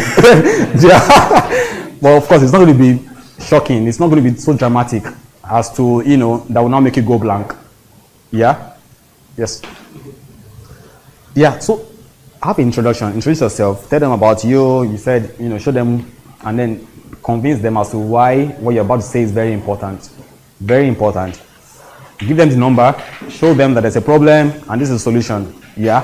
Show them that you did a research that's going to change the world. This was a cost and this was analysis. There's a new topic that everybody needs to learn. Show them how to learn it, or show them what information is very crucial to them and to their studies. And also, because we said always be audience centric, know to them why it's important and hit on that point. Why it's very important to them. Right? You want to convince a company to buy another company, show the company that you're going to buy why it's better that they are bought. You need to get their buying. Basically, how do you do that? You need to serve their interest. Do you understand? Know exactly what is this party, what does party want. There's financing team, what do they want? They want investment to pay out. There is business analysts in the room. What do they want? They have an objective. There is an HR person in the room. What does the person want? He wants the best for us. So try to cover and as much as possible try to get their, try to sell their interest to them or something like that. That's your job, presenting. And use all of that. Once you have their interest, sell your point. Sell your presentation, sell your idea, basically. Of course, to get attention, you can make some jokes, but you need to be careful with jokes. No, if it's not funny, it's even easier. Exactly. You are speaking with Indians, they're talking about cows. Do you understand? It could sound silly to you, that people don't get it. Yeah. But then, cows are very, they are very, I don't know, yeah. So that's why you need to know your audience and know the kind of jokes that you need to crack, or if you don't know the kind of jokes, this is don't joke. You can tell a story, right? People like stories, and it kind of brings their whatever down. They've been working since morning, but let it be short. You are not here to, at the end of the day, not tell stories. Statistics are always important. Yeah, you want to talk about how to make water accessible to everybody. Yeah. If you tell them that 1 million children in the world die every day because of lack of access to potable water, if I'm saying that for the first time, I'll probably want to listen to your solution to that, because I don't like problems. People don't like problems. Yeah, people like solutions, but not problem. Now you said there's a problem. That statistics is very startling. Yeah, or you tell them that there's a way to double their share capital in the next 2 years. I want that. Yeah, it startled me because I've been on the same point. We've been stable for very long. I want to go up. How do we do that for our investors? Yeah, I'll probably want to listen to you. Yeah, and then make audience think. You can ask a question that will get them, but the question has to be interesting too. Yes. The problems are now way more than the solutions, right? Then you fail in your presentation. That means maybe your idea is wrong. That's the point. If your problems are more than your solutions, the idea is that there's a problem, you solved it. Now you want to present that solution. Do you understand? We're not talking about. So that's like so the assumption is that you have a solution that works. Do you understand? That's the assumption. You have a solution that works already, and then you want to get their buy-in because people don't always understand things the way you understand them. Do you understand? You want to convince them that it's the next best thing and they should be involved in it. So the same way you ask them question, you can invite them to participate. I can say, come and draw something on the board. I can say the way I ask them to come and talk. Right? I can do all of that. It engages people, makes them, if they were sleeping before, they probably wake up for that time. And then the audience is very important. You need to ensure that there's a two-way communication going on. Ask them, how you listen to them, get feedback. Really, it's very important. Whoever is talking, you know where to improve, because we cannot always be at our best, right? You need constant work to improve. Then how do you complete your opening? Yeah? Of course, your opening is where you talk about the problem or the topic you want to talk about. So you need to clearly define it and let people know exactly what you're about to talk about. It needs to be very clear. If it's not clear, then I'll probably not be listening to you because I don't even know what you're talking about. You talk about the problem, you talk about the solution, but I don't even know what you're talking about. I don't know the stats. You understand? I don't know the stats. I need to know the definition of your problem, of your topic. I need to know exactly what it means before we now start building on top of it. Don't just jump to the solution and all of that. Right? Yeah. And if it's informative, which is like you're defining something into all the parameters that are there. Maybe there's some keywords, right? Maybe there's some keywords in your slides that you need to talk about. Always, highlight them. You can define them. Yes? Question? Okay. You can define them just so that everybody's on the same page. Yeah? If it's persuasive, of course, what's the problem? State the problem. Show them why they should care. They will say you care about the problem. Yeah? If you say 1 million people die every day in the world because of lack of, why should I care about that? I have not died. My child is at home. But you need to make them understand that it could be them tomorrow. Right? However I want to do that, it could be them tomorrow. But in a way, when you're doing that, always people don't like to always get the facts straight like that. Yeah. So you need to be subtle about it. To be very subtle. Instead of saying it could be them, you can say it could come to the USA too. It could come to their country. You're not saying it could be them. But when you tell me it could come to my neighborhood, I'm living in a neighborhood, so I know that it can happen to me too. So find the best way to communicate your idea across in a very subtle manner. You understand? People will get that. And then solution, very important. Of course, why talk about the problem if you don't why talk about the problem? If you have a solution to the problem, then just get out of here. You're wasting our time. Of course, the problem there are a lot of millions of problems in the world. I need to know that you have a solution to this problem. Very important. So and then you give an overview of what you want to talk about. Very shortly, just what you will cover in your presentation. Very important. So there's a way you present your topics. There's a point. You move from that point, next point, move from point, next point. Yeah? And each of the points that you're talking about, you need to support it with evidence.